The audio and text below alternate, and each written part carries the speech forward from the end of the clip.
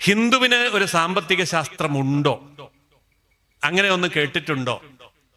പലരും സംശയിക്കുന്ന ഒരു കാര്യമാണ്. പക്ഷേ ലോകത്തിന്, മാനവരാശിക്ക് ആദ്യമായി ജീവിതശാസ്ത്രം സംഭാവന ചെയ്ത സനാതനധർമ്മം സാമ്പത്തിക ശാസ്ത്രത്തെയും ഒരിക്കലും മാറ്റി നിർത്തിയിരുന്നില്ല. ചതുർവിധ പുരുഷാർത്ഥങ്ങളെ കുറിച്ച് നമ്മൾ കേൾക്കുമ്പോൾ, പഠിക്കുമ്പോൾ, അറിയുമ്പോൾ ധർമ്മം, അർത്ഥം, കാമം, മോക്ഷം, ഇങ്ങനെ 4ആയിട്ട് നമ്മൾ കേട്ടിട്ടുണ്ട്. അതിൽ ഏറ്റവും ആദ്യം നമ്മൾ പറയുന്നത് ധർമ്മമാണ്. അത് കഴിഞ്ഞാൽ രണ്ടാമത് അർത്ഥം, മൂന്നാമത് കാമം, നാലാമത് മോക്ഷം. അങ്ങനെയെങ്കിൽ അതിൽ 2ാം സ്ഥാനത്ത് വരുന്ന അർത്ഥം എത്രമാത്രം നമുക്ക് പ്രധാനപ്പെട്ടതാണ്, എത്രമാത്രം എന്നുള്ള ഒരു ചർച്ച വളരെയേറെ പ്രസക്തമാണെന്ന് തോന്നുന്നു. ഇതിൽ ഹിന്ദുവിനോട് സമ്പത്തിനെ സംബന്ധിച്ച് സംസാരിക്കുമ്പോൾ ധാരണകളെക്കാൾ ഉപരി തെറ്റിദ്ധാരണകളാണ് നമ്മളെ നയിക്കുന്നത് എന്ന് കണ്ടിട്ടുണ്ട്. അതായത് ത്യജിക്കുക, കൊടുക്കുക, ഉപേക്ഷിക്കുക, ദാനം ചെയ്യുക, ഇതൊക്കെയാണ് ഹിന്ദുവിനോട് എല്ലാവരും ഉപദേശിക്കുന്നത്. നല്ല കാര്യമാണ്. ത്യജിക്കുന്നത് നല്ലതാണ്, കൊടുക്കുന്നത് നല്ലതാണ്, ഉപേക്ഷിക്കുന്നത് നല്ലതാണ്. പക്ഷെ അതിന് മുമ്പ് കൊടുക്കാൻ വല്ലതും വേണ്ടേ? ഉപേക്ഷിക്കാൻ കയ്യിൽ വല്ലതും വേണ്ടേ? ത്യജിക്കാൻ വല്ലതും വേണ്ടേ? ദാനം ചെയ്യാൻ വല്ലതും വേണ്ടേ? അങ്ങനെ ചിന്തിക്കുമ്പോ അത് നമ്മുടെ കയ്യിൽ ഉണ്ടെങ്കിലല്ലേ കൊടുക്കത്തുള്ളൂ, ത്യജിക്കത്തുള്ളൂ, ദാനം ചെയ്യത്തുള്ളൂ, ഉപേക്ഷിക്കത്തുള്ളൂ എന്ന് ചിന്തിക്കുമ്പോൾ എങ്ങനെയാണിത് സമ്പാദിക്കേണ്ടത് എന്ന ചിന്ത വരും. അപ്പോൾ ഹിന്ദുവിനോട് നമ്മുടെ നിരവധിയായ ഗ്രന്ഥങ്ങൾ, അതായത് മറ്റ് മതങ്ങളിലേക്ക് പോകുമ്പോൾ മതവും ധർമ്മവും തമ്മിൽ ഒത്തിരി വ്യത്യാസമുണ്ട്. അതൊക്കെ ആചാര്യന്മാർ പറയുന്നുണ്ട്. മതം എന്ന് പറയുന്നത് ചെറിയൊരു ഭാഗം.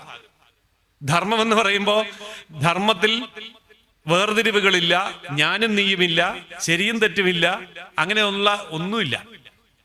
ബാക്കി എല്ലാത്തിനെയും ഉൾക്കൊള്ളാൻ കഴിയുന്നതാണ് ധർമ്മം. ഇത് ധർമ്മ, അതെങ്ങനെയൊക്കെ വിശദീകരണങ്ങളുണ്ട്.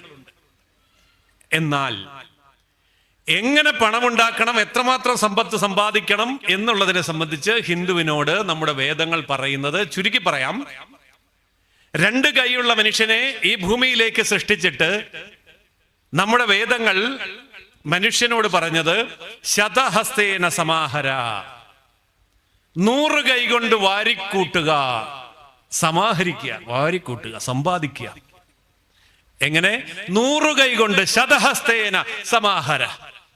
എന്നിട്ട് എന്താ പറഞ്ഞത് അടുത്തത്? സഹസ്രഹസ്തേന വികിര, 1000 കൈകൾ കൊണ്ട് വിതരണം ചെയ്യുക. ആരോടാ പറഞ്ഞത്? 2 കൈ മാത്രമുള്ള മനുഷ്യനോട്. അപ്പൊ 2 കൈ മാത്രമുള്ള മനുഷ്യനോട് 100 കൈകൾ കൊണ്ട് വാരിക്കൂട്ടാനും 1000 കൈകൾ കൊണ്ട് വിതരണം ചെയ്യാനും പറഞ്ഞു എങ്കിൽ അതിന്റെ അർത്ഥം എന്താ? സമ്പാദ്യം, നമ്മുടെ വരുമാനം വർദ്ധിപ്പിക്കുന്നത് 100 വഴികളിലൂടെ ആകണം. അതാണ് ശതഹസ്തേന സമാഹര എന്ന് പറഞ്ഞാൽ നമ്മുടെ വീട്ടിൽ 100 ഇൻകം സോഴ്സുകൾ വേണം, വരുമാന മാർഗങ്ങൾ വേണം. എന്തിനാണ് ഈ 100 വരുമാന മാർഗങ്ങൾ ഉണ്ടാക്കുന്നത്? ഇത് മുഴുവൻ നമുക്ക് ഉപയോഗിക്കാൻ കഴിയാതെ വരില്ലേ? വരും. ധാരാളമായിട്ട് മിച്ചം വരില്ലേ? മിച്ചം വരും. അല്ല, അങ്ങനെ കുമിഞ്ഞുകൂടില്ലേ സമ്പത്ത്? കുമിഞ്ഞുകൂടും. അപ്പോൾ എന്താ? സഹസ്രഹസ്തേന വികിര, അത് 1000 കൈകൾ കൊണ്ട് നമ്മൾ ആദ്യം പറഞ്ഞതുപോലെ ദാനം ചെയ്യാം, കൊടുക്കാം, ഉപേക്ഷിക്കാം, ത്യജിക്കാം. അതിന് നമ്മൾ എന്ത് ചെയ്യണം? 100 കൈ കൊണ്ട് വാരിക്കൂട്ടണം. ഇത് നമ്മുടെ പുതിയ തലമുറയോട് പറഞ്ഞു കൊടുക്കണം. എനിക്ക് വലിയ സന്തോഷം തോന്നുന്നു, ഈ വേദിയിൽ ധാരാളം അമ്മമാരുണ്ട്, കുറച്ചൊക്കെ കുട്ടികളുണ്ട്. അതുകൊണ്ട് ഈ അമ്മമാർക്ക് ഈ കാര്യങ്ങൾ പുതിയ തലമുറയ്ക്ക് കൊടുക്കാൻ കഴിയും എന്നുള്ളതാണ്. ഏതൊരു രാജ്യത്തും ഏതൊരു കാലത്തും ചരിത്രത്തിന്റെ ഏത് ഭാഗത്തും നമുക്ക് സുവ്യക്തമായി കാണാൻ കഴിയുന്ന ഒരു കാര്യമുണ്ട്.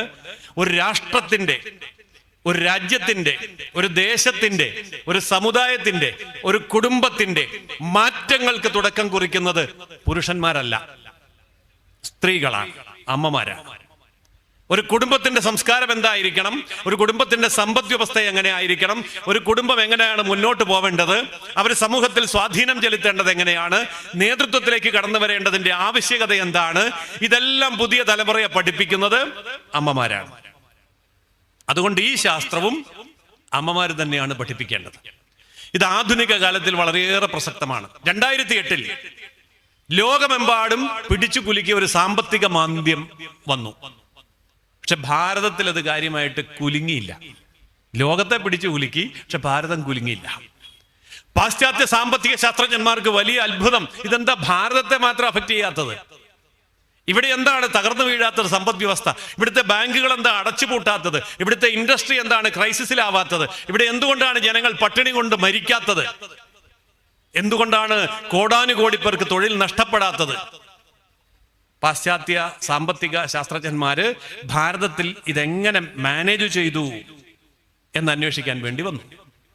അങ്ങനെ അവർ അന്വേഷിച്ചു, അവർ പഠനം നടത്തിയപ്പോൾ അവൾക്ക് കിട്ടിയ ഒരു മറുപടി ഉണ്ട്. ലോകത്ത് ഒരു രാജ്യത്തും സംഭവിക്കാത്ത ഒരു കാര്യം ഭാരതത്തിലുണ്ട് എന്നവർ കണ്ടുപിടിച്ചു. അതിന്റെ അടിസ്ഥാനത്തിൽ അവരൊരു പുതിയ തിയറി ലോകത്തിന്റെ മുമ്പിൽ അവതരിപ്പിച്ചിട്ട് പറഞ്ഞു, ഭാരതത്തിന് മറ്റൊരിടത്തുമില്ലാത്ത ഒരു പ്രത്യേകതരം എക്കണോമി ഉണ്ട്, മദേഴ്സ് എക്കണോമി. എന്താണ് ഈ മദേഴ്സ് എക്കണോമി? നമ്മളൊക്കെ ഇത് കൈകാര്യം ചെയ്യുന്നവരാണ്, പക്ഷെ നമ്മളങ്ങനെ പറഞ്ഞുകൊണ്ട് നടക്കാറില്ല എന്ന് മാത്രം. പണ്ടൊരിക്കൽ ബ്രിട്ടീഷുകാര് ഭാരതത്തെ കീഴടക്കി ഭരിക്കുന്ന കാലത്ത് ഒരു വൈസ്രോയി എന്ന് പറഞ്ഞാൽ ഇന്ത്യയിൽ ഭരണം നടത്താൻ വേണ്ടി ബ്രിട്ടീഷ് രാജ്ഞി ഭാരതത്തിലേക്ക് അയക്കുന്ന ഭരണാധികാരി, അദ്ദേഹം ഭാരതത്തിൽ വന്ന് ഭാരതത്തെക്കുറിച്ച് ഒരു സർവേ ഒക്കെ വളരെ വേഗം നടത്തി അതിന്റെ ഒരു റിപ്പോർട്ട് രാജ്ഞിക്ക് സമർപ്പിക്കുന്ന സമയത്ത് അദ്ദേഹം പറഞ്ഞു, 2 അത്ഭുതങ്ങൾ ഞാൻ ഇന്ത്യയിൽ കണ്ടു. ലോകത്ത് 100 കണക്കിന് രാജ്യങ്ങളെ കോളനികളാക്കിയ ബ്രിട്ടൻ മറ്റൊരിടത്തും കാണാത്ത 2 അത്ഭുതങ്ങൾ ഞാൻ ഇന്ത്യയിൽ കണ്ടു. അദ്ദേഹം കൊടുത്ത റിപ്പോർട്ടിൽ അദ്ദേഹം രേഖപ്പെടുത്തിയ കാര്യം ഇതാണ്: ഭാരതത്തിൽ മോഷ്ടാക്കളെ കാണാൻ പറ്റിയില്ല. മോഷ്ടാക്കളില്ലാത്ത രാജ്യം. കാരണം എല്ലാവർക്കും എല്ലാം ഉണ്ട്, ആരും ഒന്നും മോഷ്ടിക്കേണ്ട കാര്യമില്ല. അതുകൊണ്ട് മോഷ്ടാക്കളില്ലാത്ത ഒരു രാജ്യമാണ് ഭാരതം. അതൊന്നാമത്തെ അത്ഭുതം. രണ്ടാമത്തെ അത്ഭുതം, ഒരു വീട്ടിൽ ചെന്ന് ആ വീട്ടിൽ എത്രമാത്രം ധാന്യമുണ്ട് എന്നും എത്ര ഗ്രാം സ്വർണമുണ്ട് എന്ന് ചോദിച്ചാൽ ആ വീട്ടിൽ ആർക്കും അറിയില്ല. അതിൻ്റെ കണക്ക് സൂക്ഷിക്കാത്ത ഒരു കുടുംബ വ്യവസ്ഥയാണ് അവിടെയുള്ളത്. എത്ര ഗ്രാം സ്വർണമുണ്ട് എന്ന് ആ വീട്ടിൽ ആർക്കും അറിയില്ല. അത്രയേറെ സ്വർണമുണ്ട് എന്ന് മാത്രം അറിയാം. എത്ര ധാന്യങ്ങളുണ്ട് എന്ന് ചോദിച്ചാൽ കൃത്യ അളവൊന്നുമില്ല. ആ വീട്ടിൽ ആവശ്യത്തിനുണ്ട്, അയൽ വീട്ടുകാർക്ക് വേണമെങ്കിൽ കൊടുക്കാനുണ്ട്, അതിഥികളായിട്ട് വരുന്നവർക്ക് കഴിക്കാനുണ്ട്. അങ്ങനെ എല്ലാ കാര്യത്തിനും ആവശ്യമായ ധാന്യം അവിടെ ശേഖരിച്ചിട്ടുണ്ട്. അതിന് അളവില്ല. സ്വർണത്തിനും ഭക്ഷണത്തിനും അളവില്ലാത്ത കുടുംബങ്ങൾ കൊണ്ട് നിറഞ്ഞ ഇന്ത്യ. രണ്ടാമത്തെ അത്ഭുതം. ഇതാണ് ബ്രിട്ടീഷ് രാജ്ഞിയുടെ മുമ്പിൽ ആ വൈസ്രോയി സമർപ്പിച്ച റിപ്പോർട്ടിൽ ഉണ്ടായിരുന്ന 2 അത്ഭുതങ്ങൾ. ഈ അത്ഭുതങ്ങൾ എങ്ങനെയാണ് ഉണ്ടായത്? ഭാരതം സാമ്പത്തികമായി ശക്തമായിരുന്നത് കൊണ്ടാണ്. ബ്രിട്ടീഷുകാരും ഫ്രഞ്ചുകാരും പോർച്ചുഗീസുകാരും ഡച്ചുകാരും അങ്ങനെ യൂറോപ്പിലെ പല ശക്തികളും ഭാരതത്തിലേക്ക് വന്ന് കോളനികൾ ഉണ്ടാക്കാനുള്ള യഥാർത്ഥ കാരണം ലോക സമ്പദ് വ്യവസ്ഥയുടെ 64% സമ്പത്തും ഏതാണ്ട് ഒരു 500-600 വർഷം മുമ്പ് വരെ ഭാരതത്തിലായിരുന്നു. അതുകൊണ്ടാണ് ഭാരതം വിദേശ ആക്രമണങ്ങളെ കൂടുതൽ നേരിടേണ്ടി വന്നത്. ഇവിടെ സമ്പത്തുണ്ട്, ധാരാളം സമ്പത്തുണ്ട്. അപ്പോൾ ആ സമ്പത്തിനെയൊക്കെ കൈകാര്യം ചെയ്യാൻ വേണ്ടിയാണ് അവർ ഈ ആക്രമണം ഇങ്ങോട്ടുണ്ടാക്കിയതും അഴിച്ചുവിട്ടതും നമ്മളെ അടിമകളാക്കി ഭരിച്ചതുമെല്ലാം. എന്നാൽ ഇന്ന് നമ്മൾ അത്രമാത്രം വലിയ സമ്പദ് വ്യവസ്ഥയിലാണോ നിൽക്കുന്നത് എന്ന് സ്വയം ചിന്തിച്ചാൽ കൃത്യമായും ഓരോ കുടുംബത്തിനും ഇത് മനസ്സിലാവും. പക്ഷെ ഇത് മനസ്സിലാകണമെങ്കിൽ ചിന്തിക്കണം. അങ്ങനെ ചിന്തിക്കാൻ ഞാൻ ചെറിയൊരു അസൈൻമെൻറ്റ് നിങ്ങൾക്ക് തരാം. ഇരുന്നുകൊണ്ട് വെറുതെ മനസ്സുകൊണ്ട് കൈകാര്യം ചെയ്യാവുന്ന ഒരു മനക്കണക്ക് നിങ്ങൾ കൂട്ടിയെടുത്താൽ മതി. ഇത് ഒരിടത്ത് എഴുതി വെക്കണ്ട, എഴുതി വെച്ചാൽ വലിയ ഗുണം കിട്ടും. ഇത് ഒരിടത്തും നിങ്ങൾ റെക്കോർഡ് ചെയ്യണ്ട. റെക്കോർഡ് ചെയ്താൽ നിങ്ങളുടെ മക്കൾ രക്ഷപ്പെടും. മൊബൈലൊക്കെ ഉണ്ടെങ്കിൽ റെക്കോർഡ് ചെയ്യാം. എഴുതാൻ വല്ലതും കൊണ്ടുവന്നിട്ടുണ്ടെങ്കിൽ എഴുതാം. അങ്ങനെയൊന്നും പ്രതീക്ഷിച്ചല്ല വന്നത്. പ്രഭാഷണം 2 കഥയൊക്കെ കേട്ട് പോകാം എന്ന് കരുതി വന്നതാ അല്ലേ? പക്ഷെ ഗുണം ചെയ്യും. 1920 മുതൽ തുടങ്ങാം. 1920 1 ഇന്ത്യൻ രൂപ ഉണ്ട് എങ്കിൽ 4 5 അംഗങ്ങളുള്ള ഒരു ഇന്ത്യൻ കുടുംബത്തിന് ഒരു മാസക്കാലം സുഖമായി ജീവിക്കാൻ അത് മതിയായിരുന്നു. വീണ്ടും 20 വർഷം കഴിഞ്ഞു, 1940. ഒരു പൂജ്യവും കൂടി ഇട്ടു. 10 രൂപയുണ്ടെങ്കിൽ ഒരു ഇന്ത്യൻ കുടുംബത്തിന് ഒരു മാസക്കാലം സുഖമായി ജീവിക്കാൻ ആ 10 രൂപ ധാരാളം മതിയായിരുന്നു. വീണ്ടും 20 വർഷം കഴിയുമ്പോൾ എത്ര? 1960. 1960 ഒരു പൂജ്യവും കൂടി ഇട്ടു. എത്രയായി? 100 രൂപയുണ്ടെങ്കിൽ ഒരു ഇന്ത്യൻ കുടുംബത്തിന് സുഖമായി ജീവിക്കാൻ അത് മതിയായിരുന്നു. വീണ്ടും 20 വർഷം കൂടി കഴിഞ്ഞു. ഏതാ വർഷം? 1980. ഒരു പൂജ്യവും കൂടി ഇട്ടാൽ, 100-ന് വലതുവശത്ത് ഒരു പൂജ്യവും കൂടി ഇട്ടാൽ 1000 രൂപയുണ്ടെങ്കിൽ ഒരു കുടുംബം ഒരു മാസം സുഖമായി ജീവിക്കും. വീണ്ടും 20 വർഷം കഴിയുമ്പോൾ എത്ര? 2000 അല്ലേ? 2000. ഒരു പൂജ്യവും കൂടി ഇട്ടു. എത്ര? 10,000 രൂപയുണ്ടെങ്കിൽ 2000 ആണ്ടിൽ ഒരു ഹിന്ദു കുടുംബം, ക്രിസ്ത്യൻ കുടുംബം, മുസ്ലിം കുടുംബം, ഏത് കുടുംബം? ഒരു ഇന്ത്യൻ കുടുംബം ഒരു മാസക്കാലം സുഖമായി ജീവിക്കാൻ 10,000 രൂപ മതി. വീണ്ടും 20 വർഷം കൂടി കഴിഞ്ഞു അല്ലേ? കഴിഞ്ഞു പോയി. ഏതാ? 2020. ഇപ്പം 2024 ഒരു പൂജ്യവും കൂടി ഇട്ടാൽ എത്ര വരും? 1,00,000 രൂപ. 4 5 പേരുള്ള ഒരു കുടുംബം സുഖമായി ജീവിക്കണമെങ്കിൽ 1,00,000 രൂപ വേണം എന്ന് ഞാൻ പറയുമ്പോൾ നിങ്ങളുടെ മനസ്സ് പറയും, അത്രയൊന്നും ഇല്ലെങ്കിലും ജീവിക്കാം. ഞങ്ങളുടെ വീട്ടിൽ 1,00,000 രൂപ വരുവാനില്ലല്ലോ, എന്നിട്ട് ഞങ്ങൾ ജീവിക്കുന്നുണ്ടല്ലോ, കുട്ടികളെ പഠിക്കാൻ വിടുന്നുണ്ടല്ലോ, വീട്ടിൽ ബൈക്കുണ്ട്, കാറുണ്ട്, ഗ്യാസ് ഉണ്ട്, ഇലക്ട്രിസിറ്റി ഉണ്ട്, ഇൻ്റർനെറ്റ് ഉണ്ട്, ഇല്ലാത്തൊന്നുമില്ല, എല്ലാം ഉണ്ടല്ലോ, എന്നിട്ട് ഞങ്ങളെങ്ങനെയാണ് ജീവിക്കുന്നത് എന്ന് നിങ്ങൾ മനസ്സുകൊണ്ട് എന്നോട് ചോദിക്കുന്നത് എനിക്ക് കേൾക്കാം. അതുകൊണ്ട് ഞാൻ അതിൻ്റെ മറുപടിയും പറയാം. നേരത്തെ ഞാൻ പറഞ്ഞ കണക്കുകൾ 2000 ആണ്ട് വരെ നമ്മൾ ജീവിക്കുന്ന കാലത്ത് നമുക്ക് 10,000 രൂപ കൊണ്ട് ഒരു കുടുംബത്തിൽ ഒരു കുടുംബം ഒരു മാസം ജീവിക്കുമെങ്കിൽ അന്ന് ഇന്നില്ലാത്ത പലതും, അല്ലെങ്കിൽ അന്നില്ലാത്ത പലതും ഇന്നുണ്ട്. അതിൻ്റെ വ്യത്യാസം ഞാൻ പറയാം. അപ്പോൾ നിങ്ങൾക്ക് ഞാൻ പറഞ്ഞ കണക്ക് ശരിയാണെന്ന് മനസ്സിലാവും. അതായത് അന്ന് നമ്മൾ സ്വർണം ഇങ്ങനെ പണയം വെക്കാറില്ല. 1960 80 അന്ന് നമ്മൾ ഇത്രമാത്രം ചിട്ടി പിടിക്കാറില്ല. അന്ന് നമ്മൾ ഇത്രമാത്രം EMI എന്നൊന്നും കേട്ടിട്ട് കൂടിയില്ല. 1960 80 EMI എന്ന് പറഞ്ഞാൽ എന്താന്ന് പോലും അറിയില്ല. ഇന്നിപ്പോൾ നമ്മുടെ വീട്ടിൽ സ്വർണം പണയം വെക്കാത്ത വീടുകളുണ്ടെങ്കിൽ ആരും കൈയൊന്നും പൊക്കരുത്, മനസ്സിലൊന്ന് ഓർത്താൽ മതി. ശരിയാ, അപ്പം നമ്മുടെ വീട്ടിൽ സ്വർണ്ണ പണയം വെച്ചിട്ടുണ്ട്. പിന്നെയോ മാസത്തവണ അടയ്ക്കേണ്ടതുണ്ട്. Bike മേടിച്ചതിൻ്റെ അടയ്ക്കാനുണ്ട്, car മേടിച്ചതിൻ്റെ അടയ്ക്കാനുണ്ട്. പിന്നെ വീട് പണിയിച്ചിട്ടുണ്ടെങ്കിലോ അത് എത്ര വർഷത്തേക്കാണെന്നുള്ളത് ലോൺ എടുത്ത ആളിൻ്റെ പ്രായമനുസരിച്ച് 30 വർഷമാകാം, 25 ആകാം, 20 ആകാം, ഏറ്റവും കുറഞ്ഞത് 15, അത്രയൊക്കെ കൊടുക്കുള്ളൂ. അപ്പോൾ ഈ വീട് പണിതിന് ഇനി 15-30 കൊല്ലം പൈസ അടയ്ക്കാനുണ്ട് ഇല്ലേ? EMI ഇനിയുമുണ്ട്.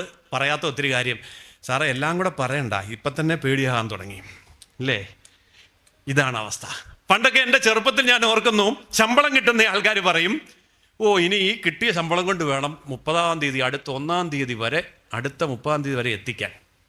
ഇപ്പം ശമ്പളം കിട്ടുന്നവരെന്താ പറയുന്നതെന്നറിയോ? ശമ്പളം കിട്ടുന്നവർക്കറിയാം. 1-ാം തീയതി ശമ്പളം കിട്ടിയാൽ ആദ്യം ചിന്തിക്കുന്നത് 2-ാം തീയതി വരെ എങ്ങനെ എത്താം. സത്യം അല്ലേ? 2-ാം തീയതി വരെ എങ്ങനെ എത്താം. കാരണം ആർക്കെല്ലാം പെറുക്കാനുണ്ടെന്നറിയോ, കൊടുക്കാനുണ്ടെന്നറിയോ? പത്രക്കാർക്ക്, പാല്, ഇൻ്റർനെറ്റ്, മൊബൈൽ ഫോണ്, ബാക്കി പറയണ്ടല്ലേ, നമുക്കറിയാം. അപ്പോൾ 2-ാം തീയതി വരെ എത്തുന്നില്ല. എന്തുകൊണ്ടാണ് ഈ പ്രശ്നം? കുട്ടികളെ പഠിക്കാൻ അയക്കണമെങ്കിൽ ബാങ്കിൽ പോകണം. ബാങ്കിൽ പോയിട്ട് എഡ്യൂക്കേഷൻ ലോൺ ഉണ്ടോ എന്ന് ചോദിക്കണം. എഡ്യൂക്കേഷൻ ലോൺ കിട്ടുമെന്ന പ്രതീക്ഷയിൽ പോകുന്നവർ, കിട്ടിയിട്ട് പോകുന്നവർ, ഇനി അതല്ല എങ്കിൽ സ്ഥലം വിൽക്കുന്നവർ, ഇങ്ങനെ നിരവധി സാമ്പത്തിക പ്രശ്നങ്ങളിൽ പെട്ടുഴലുന്ന ഒരു ജനതയായി നമ്മൾ മാറിയെങ്കിൽ എവിടെയാണ് നമ്മൾ ശ്രദ്ധിക്കേണ്ടത്? ധർമ്മം കഴിഞ്ഞാൽ അർത്ഥം. ചതുർവിധ പുരുഷാർത്ഥങ്ങളിൽ 2-ാമത്തെ സ്ഥാനമുള്ള അർത്ഥത്തിന് അതനുസരിച്ചുള്ള പ്രാധാന്യം നമ്മൾ കൊടുക്കുന്നുവെങ്കിൽ ഈ പ്രശ്നം നമുക്കുണ്ടാവില്ല. അപ്പോൾ അർത്ഥം 100 ഇൻകം സോഴ്സുകളിലൂടെ എങ്ങനെയാണ് നമ്മൾ ഡെവലപ്പ് ചെയ്യുക എന്നുള്ളതാണ് ആധുനിക കാലഘട്ടത്തിൽ നമ്മൾ ചിന്തിക്കേണ്ട ഒരു വിഷയം. ഞാനത് നിങ്ങളുടെ ജീവിതവുമായി ബന്ധപ്പെടുത്തി മനസ്സിലാവുന്ന ഭാഷയിൽ ഞാൻ ലളിതമായിട്ട് പറയാൻ ശ്രമിക്കാം. അതായത് നിങ്ങളുടെ മാതാപിതാക്കളെ ഒന്ന് ഓർക്കുക. ഓർത്തല്ലോ? മാതാപിതാക്കളുടെ കാലത്ത് നമ്മുടെ വീട്ടിൽ എത്ര ഇൻകം സോഴ്സ് ഉണ്ടായിരുന്നു? വരുമാന മാർഗം ഉണ്ടായിരുന്നു. കാർഷിക വരുമാനം എന്ന് പറഞ്ഞാൽ എല്ലാ വിധത്തിലുള്ള കൃഷികളും വരുവേ. അതായത് സസ്യങ്ങൾ, വൃക്ഷങ്ങൾ, മത്സ്യം, മൃഗങ്ങളുണ്ടെങ്കിൽ പശു, ആട്, കോഴി, താറാവ്, അങ്ങനെ എന്തെല്ലാം ഉണ്ടോ അതെല്ലാം.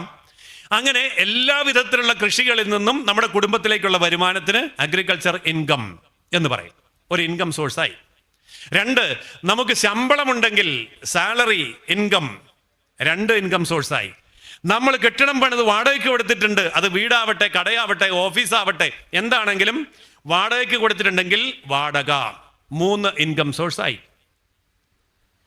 ഇനി നമുക്ക് ശമ്പളം, അഗ്രികൾച്ചർ ഇൻകം, വാടക, റെന്റ്. ഇനി നമുക്ക് ലക്ഷക്കണക്കിന് കോടിക്കണക്കിന് രൂപ ഡെപ്പോസിറ്റ് ഉണ്ട് ബാങ്കിൽ എന്നിരിക്കട്ടെ, അതിൻ്റെ ഇൻട്രസ്റ്റ്, പലിശ, 4ാമത്തെ ഇൻകം സോഴ്സ് പലിശ. ഇനിയും ബിസിനസ് ഉണ്ടെങ്കിൽ, നമ്മൾ ബിസിനസ് ചെയ്യുന്നവരാണെങ്കിൽ അതിൻ്റെ പ്രോഫിറ്റ്, ലാഭം, 5ാമത്തെ ഇൻകം സോഴ്സ്. ഇനി കൂടുതൽ ഞാൻ പറയുന്നില്ല. ഇനി നിങ്ങളൊന്ന് ആലോചിച്ച് നോക്കുക, ഈ പറഞ്ഞ 5 വരുമാന മാർഗവും എൻ്റെ വീട്ടിൽ ഉണ്ടോ? ഏത് കാലത്ത്? എൻ്റെ മാതാപിതാക്കളുടെ കാലത്ത് ഉണ്ടോ? ഉത്തരം കിട്ടിയല്ലോ. ഇനി മാതാപിതാക്കളുടെ കാലത്തേക്ക്, മുത്തശ്ശിയുടെയും മുത്തശ്ശൻ്റെയും കാലത്തേക്ക് ചിന്തിക്കുക. എൻ്റെ കുടുംബത്തിൽ എൻ്റെ മുത്തശ്ശനും മുത്തശ്ശിയും ജീവിച്ചിരുന്ന കാലഘട്ടങ്ങളിൽ അവർക്ക് എത്ര വരുമാന മാർഗങ്ങൾ ഉണ്ടായിരുന്നു? കൃഷിയുടെ വരുമാനമുണ്ട്. സാലറി ഉണ്ടോ ഇല്ലയോ എന്ന് നിങ്ങൾക്കറിയാം. പണം ബാങ്കിലിട്ടതിൻ്റെ പലിശ, ഇൻട്രസ്റ്റ് വരുമാനമുണ്ടോ എന്നറിയാം. ബിസിനസ് ഉണ്ടായിരുന്നെങ്കിൽ അതിൻ്റെ പ്രോഫിറ്റ് ഉണ്ടായിരുന്നു എന്നറിയാം. അങ്ങനെ ഓരോ മേഖല നോക്കുക. വാടകയ്ക്ക് കൊടുത്തിട്ടുണ്ടെങ്കിൽ അതിൻ്റെ റെൻ്റ് ഉണ്ടായിരുന്നു എന്നറിയാം. മുത്തശ്ശൻ്റെയും മുത്തശ്ശിയുടെയും കാലത്ത് 4-5 ഇൻകം സോഴ്സുകൾ ഉണ്ടായിരുന്നോ, വരുമാന മാർഗം ഉണ്ടായിരുന്നോ എന്ന് നോക്കുമ്പോൾ നമുക്കൊരു കാര്യം മനസ്സിലായി, എന്തൊക്കെ ഉണ്ടായിരുന്നു. ഇനി മുത്തശ്ശൻ്റെയും മുത്തശ്ശൻ്റെ കാലത്ത് നമ്മുടെ കുടുംബത്തിൽ എത്ര വരുമാന മാർഗം ഉണ്ടായിരുന്നു? അതിപ്പോൾ ചോദിച്ചാൽ നമുക്ക് മുത്തശ്ശൻ്റെ പേരും അറിയത്തില്ല, മുത്തശ്ശൻ്റെ പേരും അറിയത്തില്ല. പിന്നെ നമ്മളതെങ്ങനെയാണ്? അതുകൊണ്ട് അത് നമുക്ക് സങ്കല്പിക്കാനേ പറ്റൂ. പക്ഷേ സങ്കല്പിക്കാനെങ്കിലും പറ്റും. ഒരു കാര്യം ഉറപ്പാണ്, കഴിഞ്ഞ 2-3 തലമുറകളായി നമ്മുടെ കുടുംബചരിത്രം നമ്മൾ മനസ്സിലാക്കുമ്പോൾ അവിടെ 1, 2, 3 വരുമാന മാർഗങ്ങളേ ഉള്ളൂ. അല്ലാതെ 5-8 വരുമാന മാർഗങ്ങൾ അന്നില്ല. ഇനി നേരെ മറുവശം നോക്കാം. ഇത് കുറെ കൂടെ രസകരമാണ്. നിങ്ങളുടെ മനസ്സിൽ തന്നെ ഒരു മറുപടി പറയൂ, എന്നോട് പറയണമെന്നില്ല. നിങ്ങളുടെ വീട്ടിൽ ഇപ്പോൾ എത്ര എക്സ്പെൻഡിച്ചർ ഹെഡുകൾ ഉണ്ട്? എത്ര ചിലവിനങ്ങൾ ഉണ്ട്? ഒരു ഉത്തരം കിട്ടി കാണുമല്ലോ. നമ്മൾ എന്തിനൊക്കെയാണ് പണം അങ്ങോട്ട് മുടക്കിക്കൊണ്ടിരിക്കുന്നത്? നമ്പറിട്ട്, മനസ്സിലൊന്ന് നമ്പറിടുക, പേപ്പറുള്ളൊരു പേപ്പറിൽ നമ്പറിട്ട് എണ്ണി നോക്കുക, എത്രയാണ് ചിലവ്. പാല് മേടിക്കുന്നു, അതിൻ്റെ ചിലവ്. പത്രം മേടിക്കുന്നു, അതിൻ്റെ ചിലവ്. ഇൻ്റർനെറ്റ്, അതിൻ്റെ ചിലവ്. ബൈക്കിന് പെട്രോൾ അടിക്കുന്നു, അതിൻ്റെ ചിലവ്. കാറിന് ഡീസൽ അടിക്കുന്നെങ്കിൽ അതിൻ്റെ ചിലവ്. പിന്നെ ബസ്സിലോ ട്രെയിനിലോ മറ്റോ യാത്ര ചെയ്യുന്നെങ്കിൽ അതിൻ്റെ ചിലവ്. പുറത്തേക്ക് ഇറങ്ങുമ്പോൾ ഭക്ഷണം കഴിക്കുന്നെങ്കിൽ അതിൻ്റെ ചിലവ്. കുട്ടികളെ പഠിക്കാൻ പോകുമ്പോൾ ഫീസ് കൊടുത്തതിൻ്റെ അതിൻ്റെ ചിലവ്. വസ്ത്രം വാങ്ങിക്കുന്നതിൻ്റെ ചിലവ്. ഇങ്ങനെ ഓരോന്ന് നമ്പറിട്ട് എഴുതുക. വളരെ രസകരമാണ്. വീട്ടിൽ പോയിരുന്നൊന്ന് എഴുതി നോക്കണം. അപ്പോൾ ഇപ്പോൾ നിങ്ങളുടെ മനസ്സിൽ വന്ന ഒരു സംഖ്യ ഉണ്ടല്ലോ, അങ്ങനെ എല്ലാം കൂടി എത്ര ചെലവിനങ്ങൾ ഉണ്ടാകും? ഒരു സംഖ്യ വന്നല്ലോ. ഒരുപക്ഷെ അത് 30, 40, 50, 60 എന്നൊക്കെ ആയിരിക്കും. പക്ഷെ ഞാൻ പറയുന്നു, മിനിമം 400 എക്സ്പെൻഡിച്ചർ ഹെഡുകളുണ്ട്. 400? അത് അല്പം കടന്ന സംഖ്യയല്ലേ, ചുമ്മാ പറഞ്ഞതായിരിക്കും എന്ന് സംശയമുണ്ടെങ്കിൽ ഒരു 200 പേജിൻ്റെ ബുക്കും ഒരു പേനയുമൊക്കെ ആയിട്ട് നിങ്ങൾ ഒരു മുറിയിൽ കയറുക. നിങ്ങളുടെ വീടിൻ്റെ ഒരു മുറിയിൽ കയറുക. ആ മുറിയിൽ എന്തൊക്കെ സാധനങ്ങളാണ് പണം കൊടുത്ത് വാങ്ങിച്ചത് എന്നുള്ളത് കൃത്യമായിട്ട് നമ്പറിട്ട് എഴുതുക. ആദ്യം കയറുന്നത് അടുക്കളയിൽ ആയിരിക്കണം. അവിടെയാണ് ഇഷ്ടം പോലെ സാധനമുണ്ട്. ഒരു സൂപ്പർ മാർക്കറ്റ് മൊത്തം അതിനകത്തുണ്ട്. അപ്പോൾ അത് മുഴുവൻ നിങ്ങൾ എഴുതുക. അടുക്കളയിൽ നിന്ന് ഇറങ്ങുമ്പോൾ എനിക്ക് ഉറപ്പുണ്ട് 60 വരെ എഴുതി കഴിഞ്ഞിട്ടുണ്ടാവും. അത്രമാത്രം സാധനങ്ങൾ അടുക്കളയിലുണ്ട്. ഭക്ഷണത്തിൻ്റെ മാത്രമുള്ള കാര്യമല്ല, എല്ലാ ഉപകരണങ്ങളും സഹിതം എഴുതി നോക്കൂ, അത്രയുമുണ്ട്. അടുത്ത മുറിയിൽ കയറുക, ബാക്കി എഴുതുക. അങ്ങനെ എല്ലാ മുറിയിലും കയറി എല്ലാം എഴുതി കഴിഞ്ഞാൽ പുറത്തേക്ക് ഇറങ്ങുക. എന്നിട്ട് മുറ്റത്തിന് ചുറ്റും ഒന്ന് നടക്കുക. അവിടെ കാണുന്ന സാധനങ്ങളിൽ വില കൊടുത്ത് വാങ്ങിച്ചിട്ടുള്ളതെല്ലാം ഈ ലിസ്റ്റിൽ ചേരുക. 400 കഴിഞ്ഞിട്ടുണ്ടാവും. ഈ 400 കാര്യങ്ങൾക്കും നമ്മൾ പണം കൊടുത്ത് വാങ്ങിയതാണ്. ഇനി കാണാൻ വയ്യാത്ത ചില കാര്യങ്ങളുണ്ട്. അല്ലെങ്കിൽ നമുക്ക് ഓഫീസും ഫയലും ഒക്കെ ഉണ്ടെങ്കിൽ അതിനകത്തുണ്ട് കൊടുത്തിരിക്കുന്ന രസീതുകൾ. കരവടച്ച രസീത്, വീട്ടുകരവടച്ച രസീത്, സ്ഥലത്തിൻ്റെ കരവടച്ച രസീത്, അങ്ങനെ യാത്ര ചെയ്യുന്നവർക്ക് ടോളുകളിൽ ടോള് കൊടുത്തത് അടക്കം എല്ലാ കാര്യങ്ങളും 400-ലധികം എക്സ്പെൻഡിച്ചർ ഹെഡുകൾ ഉണ്ട്. വരുമാന മാർഗം എത്ര? 3, 4, 5. മാതാപിതാക്കളുടെ കാലത്ത് എത്ര? 3 അല്ലെങ്കിൽ 4. മുത്തശ്ശൻ്റെ മുത്തശ്ശിയുടെ കാലത്ത് എത്ര? 2 അല്ലെങ്കിൽ 3. അതായത് തലമുറകളായി നമ്മുടെ കുടുംബത്തിൽ വരുമാനം വർദ്ധിക്കുന്നില്ല, ചിലവ് വർദ്ധിച്ചുകൊണ്ടേയിരിക്കുകയാണ്. അപ്പം ചിലവുകൾ നിരവധിയായി അനവധിയായി 100 കണക്കിന് വർദ്ധിക്കുമ്പോഴും നമ്മുടെ ഇൻകം സോഴ്സുകൾ വർദ്ധിക്കുന്നില്ല. സുഖമായ ഒരു കുടുംബം ജീവിക്കണമെങ്കിൽ ശരാശരി നമുക്ക് 8 മുതൽ 12 വരെ ഇൻകം സോഴ്സുകൾ ഉണ്ടായിരിക്കണം, വരുമാന മാർഗങ്ങൾ ഉണ്ടായിരിക്കണം. 8 മുതൽ 12 വരെ വരുമാന മാർഗമില്ലാത്ത ഓരോ കുടുംബവും സാമ്പത്തിക ക്രൈസിസിൽ അകപ്പെടും, ഫിനാൻഷ്യൽ ക്രൈസിസ്. അതുകൊണ്ടാണ് നമ്മുടെ പൂർവികർ പറഞ്ഞത് ശതഹസ്തേന സമാഹര, 100 കൈകൊണ്ട് വാരിക്കൂട്ടുക, 100 ഇൻകം സോഴ്സുകൾ ഉണ്ടാക്കുക എന്ന്. അപ്പോൾ ഏതൊക്കെ ജോലികൾ, ഏതൊക്കെ മേഖലകൾ, എങ്ങനെയൊക്കെ പണമുണ്ടാക്കാം എന്നുള്ളതിനെക്കുറിച്ച് ചിന്തിക്കുന്നത് തെറ്റല്ല, പാപമല്ല, കുറ്റമല്ല. ഹിന്ദുക്കളുടെ ഇടയിലുണ്ടായിരിക്കുന്ന ഒരു മഹാ അന്ധവിശ്വാസം, പണം സമ്പാദിക്കുന്നത് തെറ്റല്ലേ, എന്തിനാണ് അധികം സമ്പാദിക്കുന്നത്, എന്തിനാണ് പണം ഉണ്ടാക്കുന്നത്, ഉള്ളത് കൊണ്ടൊക്കെ കഴിഞ്ഞുകൂടിയാൽ പോരെ. ഇത് തെറ്റാണ്, ആ ചിന്ത പാപമാണ്. കാരണം നമ്മൾ നമ്മുടെ 33 കോടി ദൈവങ്ങളെ നോക്കുക. ബാക്കി മതങ്ങളിലൊക്കെ പോയാൽ കുറച്ച് ദൈവങ്ങളേ ഉള്ളൂ, നമുക്ക് കോടാനുകോടി ദൈവങ്ങളാണ്. ഈ 33 കോടി ദൈവങ്ങൾ, ആ ദൈവങ്ങൾ ദേവിമാരും ദേവന്മാരും ഉണ്ട്. ഈ ദേവീദേവന്മാരെ മുഴുവൻ അതിൻ്റെ ധ്യാന ശ്ലോകങ്ങളിലൂടെയും ചിത്രങ്ങളിലൂടെയും നമ്മൾ കാണുമ്പോൾ കേൾക്കുമ്പോൾ അവരൊക്കെ ആരാണ്? അവരൊക്കെ സമ്പന്നരാണ്. സർവാഭരണ വിഭൂഷിതകളായിട്ടുള്ള ദേവിമാരും ദേവന്മാരും സമ്പന്നരാണ്. ദാരിദ്ര്യവാസിയായിട്ടുള്ള ഏതെങ്കിലും ഒരു ദേവിയെ ദേവനെ നമ്മൾ കണ്ടിട്ടുണ്ടോ? ഏത് BPL ദേവിയോ ദേവനോ നമുക്കുണ്ടോ? ഇല്ല. പോവർട്ടി ലൈന് താഴെ ആരുമില്ല. അപ്പോൾ ഞാൻ ഒരിക്കലും ഇങ്ങനെ പറഞ്ഞപ്പോൾ ഒരാളിനോട് ചോദിച്ചു, അല്ല സാറേ, ഈ ശിവൻ ഒന്നുമില്ലല്ലോ, ആനത്തോലുമൊക്കെ എടുത്ത് ഇങ്ങനെ ഭിക്ഷാപാത്രമൊക്കെ ആയിട്ട് നടക്കുന്ന ആളാണല്ലോ. ഞാൻ പറഞ്ഞു, ബാക്കി വായിച്ചു, ശിവപുരാണം എടുത്ത് വായിച്ചു. ഈ ശിവൻ ഭിക്ഷ തണ്ടാൻ പോകുമ്പോൾ ഒരു ദിവസത്തെ ടേൺ ഓവർ എത്രയാ? ഒരു ദിവസം കളക്ഷൻ എടുത്ത് വരുമ്പോൾ എത്രയാ? അതിഭീകരമാണ്. അപ്പോൾ അത്രയും വലിയ സമ്പത്താണ് ദേവദേവനുള്ളത്, മഹാദേവനുള്ളത്. അപ്പോൾ അദ്ദേഹം BPL ഒന്നുമല്ല, വലിയ സമ്പന്നൻ തന്നെയാണ്. അതുകൊണ്ട് ഈശ്വരന്മാരൊക്കെ സമ്പത്തിനെ നമ്മുടെ മുമ്പിൽ പ്രദർശിപ്പിച്ചത് എന്തുകൊണ്ടാണ്?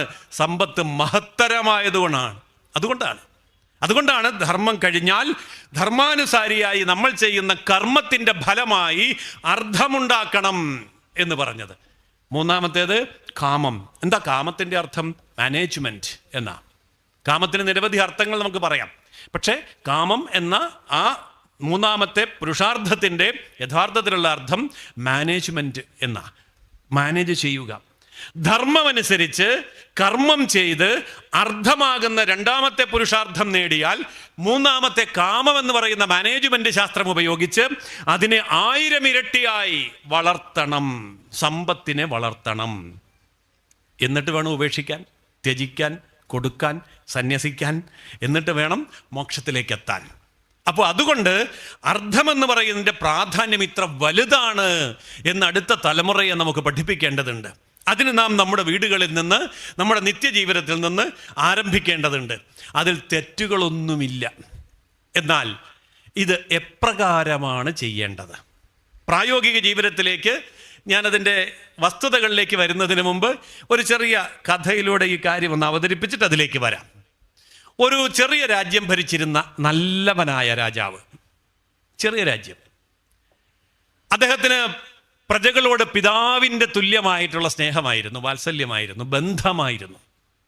പക്ഷേ ഒരു ദിവസം ശക്തനായ ഒരു രാജാവ്, ഒരു ചക്രവർത്തി ഈ രാജ്യത്തെ ആക്രമിച്ചു. അദ്ദേഹത്തിൻ്റെ സൈനിക ബലം വളരെ വലുതായിരുന്നു. നിർഭാഗ്യവശാൽ ഈ ചെറിയ രാജ്യം പരാജയപ്പെട്ടു. രാജാവും മന്ത്രിയും പരിവാരങ്ങളും കൂടി ജീവരക്ഷാർത്ഥം വനത്തിലേക്ക് പലായനം ചെയ്തു. പക്ഷെ വനത്തിൽ വെച്ച് വഴിതെറ്റിപ്പോയി. രണ്ടാമത്തെ ദിവസമായപ്പം രാജാവ് ഒറ്റപ്പെട്ടു. കൂടെ വന്നവരെയൊന്നും കണ്ടില്ല. മൂന്നാമത്തെ ദിവസത്തേക്ക് കടന്നപ്പോഴേക്കും രാജാവ് പരിക്ഷീണനായി. ഭക്ഷണം കഴിച്ചിട്ട് 3 ദിവസമായി, വെള്ളം കുടിച്ചിട്ട് 2 ദിവസമായി, ഒറ്റയ്ക്കായിട്ട് കുറേ ദിവസങ്ങളായി. ഇനി ഒരടി പോലും മുന്നോട്ടും നടക്കാൻ കഴിയില്ല എന്ന് തോന്നിയ നിമിഷം രാജാവ് എവിടെയെങ്കിലും ഒന്ന് ഇരുന്ന് വിശ്രമിക്കണം എന്ന് കരുതി. ചുറ്റും നോക്കി. വനമെന്ന് പറയുമ്പോൾ കേരളത്തിലെ പോലെയുള്ള വലിയ ഇടതൂർന്ന വനമൊന്നുമല്ല.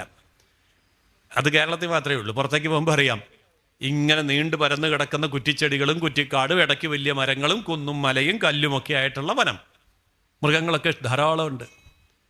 അങ്ങനെ അദ്ദേഹം ചുറ്റും നോക്കിയപ്പോൾ പടർന്ന് പന്തലിച്ച് വലിയൊരു ആൽമരം അല്പം ദൂരെ. അദ്ദേഹം ആൽമരത്തിൻ്റെ ചുവട്ടിലേക്ക് നടന്നു. തണലുണ്ടല്ലോ, അല്പം വിശ്രമിക്കാം എന്ന് കരുതി. ആ തണലിൽ ചെന്നപ്പോൾ അദ്ദേഹം വിചിത്രമായൊരു കാഴ്ച കണ്ടു. അവിടെയുണ്ട് കുറേ മനുഷ്യർ നിലത്തിരിക്കുന്നു. അവർ കണ്ണടച്ചിരിക്കുന്നു. അവരെന്തൊക്കെയോ ജപിക്കുന്നു. അവരെന്നോ ഒരു കാലത്ത് ധരിച്ചിരുന്ന വസ്ത്രങ്ങളൊക്കെ ദ്രവിച്ചു പൊടിഞ്ഞ് താഴെ വീണിരിക്കുന്നു. അവരുടെ ശരീരത്തിൽ ചെടികളുമൊക്കെ ചുറ്റി പടർന്ന് ഇങ്ങനെ കയറിയിരിക്കുന്നു. പക്ഷേ ഇവർ അനങ്ങാതിരുന്ന് ജപിക്കുന്നു. രാജാവിനൊന്നും മനസ്സിലായില്ല. പക്ഷേ രാജാവിന് വിശക്കുന്നുണ്ട്, ദാഹിക്കുന്നുണ്ട്, ക്ഷീണമുണ്ട്, ഉറക്കമുണ്ട്, മരിച്ചു വീഴുമെന്നുള്ളൊരു ഭയവുമുണ്ട്. അതുകൊണ്ട് ഇവരുടെ അടുത്തേക്ക് ചെന്ന് രാജാവ് ചോദിച്ചു, എനിക്കല്പം വെള്ളം കിട്ടുമോ? അതിൽ മുതിർന്നയാൾ കണ്ണു തുറന്നു. പെട്ടെന്ന് രാജാവ് കാര്യമൊക്കെ പറഞ്ഞു. ഞാൻ ഈ അടുത്തുള്ള രാജ്യത്തെ രാജാവാണ്. എൻ്റെ ചെറിയ രാജ്യത്തെ വലിയ രാജ്യം ആക്രമിച്ചു. 4 ദിവസം മുമ്പ് ഞാൻ പരാജയപ്പെട്ടു. ജീവരക്ഷാർത്ഥം എല്ലാവരുടെയും കൂടെ ഓടിയതാണ്. പക്ഷെ ഞാൻ ഒറ്റപ്പെട്ടു. ഇപ്പോൾ ഭക്ഷണം കഴിച്ചിട്ട് 3 ദിവസമായി, വെള്ളം കുടിച്ചിട്ട് 3 ദിവസമായി. വെള്ളം കിട്ടുമോ? അല്ല ഞാൻ വീട് മരിച്ചു പോകും. കണ്ണു തുറന്ന വൃദ്ധനായ ആ താപസൻ പറഞ്ഞു, മരത്തോട് ചോദിക്കൂ. രാജാവിന് ആദ്യം തോന്നി കളിയാക്കിയതായിരിക്കും. മരത്തിനോടോ? ഈ മരത്തിനോടോ? അദ്ദേഹം പറഞ്ഞു, അതെ, ചോദിക്കൂ. വേറെ നിവൃത്തിയില്ലല്ലോ. രാജാവ് മരത്തിനോട് ചോദിച്ചു, എനിക്ക് കഠിനമായി ദാഹിക്കുന്നുണ്ട്, മരിച്ചു വീഴും വെള്ളം കിട്ടിയില്ലെങ്കിൽ. എനിക്ക് കുടിക്കാൻ അല്പം വെള്ളം തരുമോ? ചോദിച്ച മാത്ര ഒരു നല്ല സ്ഫടിക പാത്രം നിറയെ തുളുമ്പി നിറഞ്ഞ കുടിവെള്ളം പ്രത്യക്ഷപ്പെട്ടു. രാജാവ് അത് ആവോളം കുടിച്ചു. ഓ, ജീവൻ രക്ഷപ്പെട്ടു. ഇനി സാരമില്ല എന്ന് കരുതിയപ്പോഴാണ് വേറൊരു പ്രശ്നം. വിശപ്പ് ആളിക്കത്താൻ തുടങ്ങി. ഭക്ഷണം കഴിച്ചിട്ട് 4 ദിവസമായി. നടപ്പാണ് രാത്രിയും പകലും. വീണ്ടും അദ്ദേഹം ചോദിച്ചു, എൻ്റെ ദാഹമൊക്കെ തീർന്നു. പക്ഷേ വിശപ്പ് കത്തിക്കാളാൻ തുടങ്ങി. ഭക്ഷണം കിട്ടുമോ? മരത്തോട് ചോദിക്കൂ. വീണ്ടും മരത്തോട് ചോദിച്ചു രാജാവ്, എനിക്കല്പം ഭക്ഷണം തരുമോ? ചോദിച്ചതേ ഉള്ളൂ. വിഭവസമൃദ്ധമായ സദ്യ പ്രത്യക്ഷപ്പെട്ടു. രാജാവ് ആ സദ്യ ആർത്തിയോടെ കഴിച്ചു. ഇത്ര ആർത്തിയോടെ രാജാവ് ജീവിതത്തിൽ ഭക്ഷണം കഴിച്ചിട്ടില്ല. ഭക്ഷണമൊക്കെ കഴിഞ്ഞു, വയറ് നിറഞ്ഞു. ഇപ്പോൾ ഒരു പ്രശ്നമുണ്ട്, ഉറക്കം വരുന്നു. 3 ദിവസമായി ഉറങ്ങിയിട്ട്. വീണ്ടും ചോദിച്ചു, അല്ല, എനിക്കിപ്പോൾ വെള്ളം വേണമെന്ന് പറഞ്ഞ് വെള്ളം കിട്ടി, ഭക്ഷണം തരണമെന്ന് പറഞ്ഞ് ഭക്ഷണം കിട്ടി. ഞാനത് കഴിച്ചപ്പോൾ എനിക്ക് ഉറക്കം വരുന്നുണ്ട്. എനിക്കൊന്ന് വിശ്രമിക്കാൻ. ഇവിടെ മുഴുവൻ കല്ലും മുള്ളും. ഇവിടെ എങ്ങനെയാന്ന് കിടക്കാൻ പറ്റുക?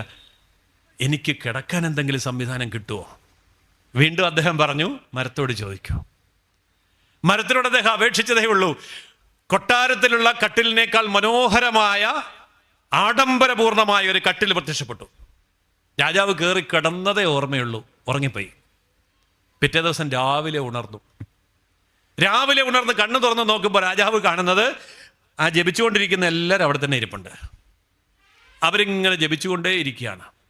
രാജാവ് ചിന്തിച്ചു, ഇവർക്ക് വെള്ളം വേണ്ട, ഇവർക്ക് ഭക്ഷണം വേണ്ട, ഇവർക്ക് ക്ഷീണമുണ്ടായിട്ടും അവരത് ഗൗനിക്കുന്നില്ല. എങ്ങനെയാ ഇങ്ങനെയൊക്കെ ജീവിക്കാൻ കഴിയുക? അപ്പോൾ രാജാവിനൊരു ചിന്ത, ഇതൊക്കെ തരാൻ പറ്റുന്ന ഈ മരത്തിന് എൻ്റെ രാജ്യം തിരിച്ചു തരാൻ പറ്റുമോ? എൻ്റെ പ്രജകളെ തിരിച്ചു തരാൻ പറ്റുമോ? എൻ്റെ അധികാരം തിരിച്ചു തരാൻ പറ്റുമോ? ഇതിപ്പോൾ എങ്ങനെ ചോദിക്കുക? വീണ്ടും അദ്ദേഹം എഴുന്നേറ്റു, ഇവരുടെ അടുത്തേക്ക് ചെന്നു. വൃദ്ധൻ കണ്ണു തുറന്നു. ഇനി എന്താ വേണ്ടത്? അല്ല, ഒരു സംശയം. എന്താ ചോദിച്ചോളൂ. അല്ല, ഇന്നലെ വെള്ളം കിട്ടി, ഭക്ഷണം കിട്ടി, കട്ടിൽ കിട്ടി, ഇത്രയൊക്കെ തരാൻ ഈ മരത്തിന് പറ്റുമെങ്കിൽ എൻ്റെ രാജ്യം തിരിച്ചു തരാൻ ഈ മരത്തിനോട് ചോദിച്ചാൽ തരുമോ? അപ്പോൾ വീണ്ടും വൃദ്ധൻ പറഞ്ഞു, ചോദിച്ചു നോക്കൂ, മരത്തിനോട് ചോദിക്കൂ. അദ്ദേഹം മരത്തിൻ്റെ അടുത്ത് എന്ന് ചോദിച്ചു, എനിക്ക് എൻ്റെ നഷ്ടപ്പെട്ട രാജ്യം തിരിച്ചു തരുമോ? എൻ്റെ പ്രജകളെ തിരിച്ചു തരുമോ? എൻ്റെ അധികാരം തിരിച്ചു കിട്ടുമോ?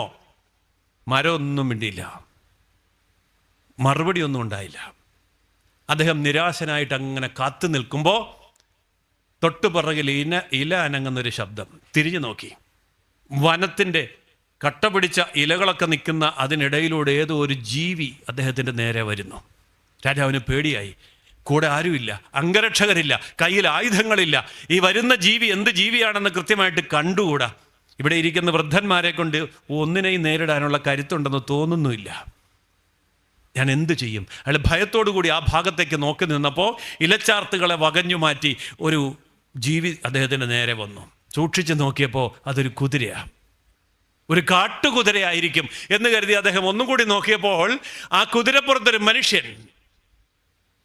രാജാവ് ഞെട്ടിപ്പോയി. തന്നെ പരാജയപ്പെടുത്തിയ 4 ദിവസങ്ങൾക്ക് മുമ്പ് അധികാരഭ്രഷ്ടനാക്കിയ ഈ കാട്ടിലേക്ക് ഓടിച്ച അതേ ചക്രവർത്തി അദ്ദേഹം തന്നെ തേടി വന്നിരിക്കുകയാണ്. കയ്യിലൊരു വാളുമുണ്ട്.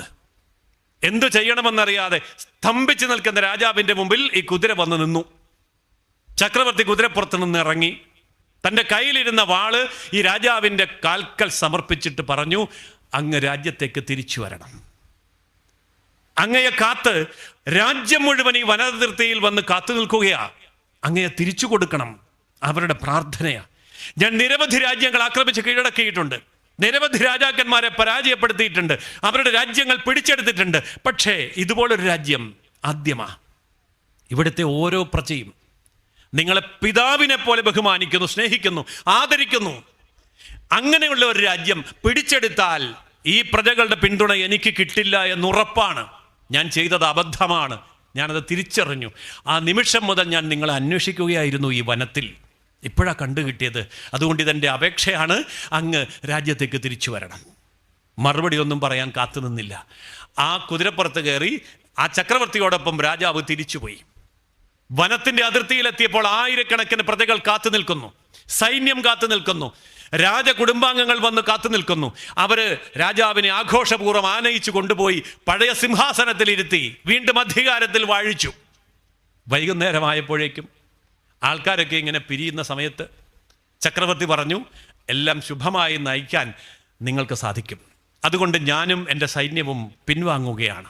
മാത്രമല്ല, ഈ രാജ്യത്തിൻ്റെ നിതാന്തമായ ബന്ധുവായി, സുഹൃത്തായി ഞാനുണ്ടായിരിക്കും. എന്താവശ്യമുണ്ടെങ്കിലും വിളിച്ചാൽ മതി. ചക്രവർത്തിയും പരിവാരങ്ങളും യാത്ര പറഞ്ഞു പോയി. അത്താഴമൊക്കെ കഴിഞ്ഞ് രാജാവ് ഉറങ്ങാൻ കിടന്നു. രാവിലെ സാധാരണ രാജാവ് ഉണരുന്ന സമയത്തിന് തൊട്ട് മുമ്പ് രാജാവ് ഞെട്ടി എഴുന്നേറ്റു. രാജാവ് ഞെട്ടി എഴുന്നേറ്റിട്ട് അദ്ദേഹം ചോദിച്ചു, ആരെവിടെ? രാജ്ഞി ചോദിച്ചു, എന്താ ഇത്ര നേരത്തെ? ഇങ്ങനെ എഴുന്നേക്കാറില്ലല്ലോ. അതല്ല, കുതിരക്കാരനെ വിളിക്കൂ. കുതിരക്കാരൻ വന്നു. കുതിര തയ്യാറാണോ? തയ്യാറാണ്. രാജാവ് പുറത്തേക്ക് പോയി. രാജ്ഞി ചോദിച്ചു, എങ്ങോട്ട് പോകുന്നു? മറുപടി ഒന്നും പറഞ്ഞില്ല. രാജാവ് പുറത്തേക്ക് പോയി, കുതിരപ്പുറത്ത് കയറി ഓടിച്ചു പോയി. എങ്ങോട്ട് പോയി എന്ന് ആരോടും പറഞ്ഞില്ല, ആർക്കും അറിയില്ല. ആ കുതിര പോയി നിന്നത് ആ പഴയ മരത്തിൻ്റെ ചുവട്ടിൽ. അവിടെ അപ്പോഴും താപസന്മാരിയ്ക്കുന്നു, ജപിച്ചുകൊണ്ടിരിക്കുന്നു. അവരുടെ മുമ്പിൽ കുതിര ചെന്ന് നിന്നു. കുതിരയുടെ കുളമ്പടി കേട്ട് അവരെല്ലാവരും കണ്ണു തുറന്നു. എന്താ തിരിച്ചു വന്നത്? അല്ല, മറ്റൊന്നുമല്ല, എനിക്കിന്നലെ ഉറക്കം വന്നില്ല. എന്താ ഉറക്കം വരാതിരിക്കാൻ? അല്ല, ഒരു സംശയം. ആ സംശയം ചോദിക്കാൻ വന്നതാ. എന്താ സംശയം? അല്ല, നിങ്ങൾ ഈ മരത്തിൻ്റെ ചുവട്ടിൽ തപസ് ചെയ്യുന്നു. ഞാൻ വന്ന് ചോദിച്ചപ്പോൾ വെള്ളം തന്നു, ഭക്ഷണം തന്നു, കിടക്കാൻ കട്ടിൽ തന്നു. മാത്രമല്ല, എൻ്റെ രാജ്യം തന്നെ തിരിച്ചു തന്നു. ഇത്രയും കഴിവുള്ള ഈ മരം ഇവിടെ നിൽക്കുമ്പോൾ നിങ്ങൾ എന്തിനാണ് ഈ ഐശ്വര്യങ്ങളൊന്നും അനുഭവിക്കാതെ, ഒന്നും ചോദിക്കാതെ, ഒന്നും സ്വന്തമാക്കാതെ, ഭക്ഷണം പോലും കഴിക്കാതെ, ജലപാനമില്ലാതെ, വസ്ത്രം പോലും ഇല്ലാതെ ഉണങ്ങി ഞരണ്ട് ഇവിടെ ഇരുന്ന് ഈ മന്ത്രം ജപിക്കുന്നത് എന്തിനാണ്? ഈ സംശയം ഇന്നലെ എൻ്റെ തലയിൽ നിന്ന് പുറത്തിറങ്ങിയില്ല. ഉറങ്ങാൻ പറ്റിയില്ല. അതുകൊണ്ടാണ് രാവിലെ വന്നത്.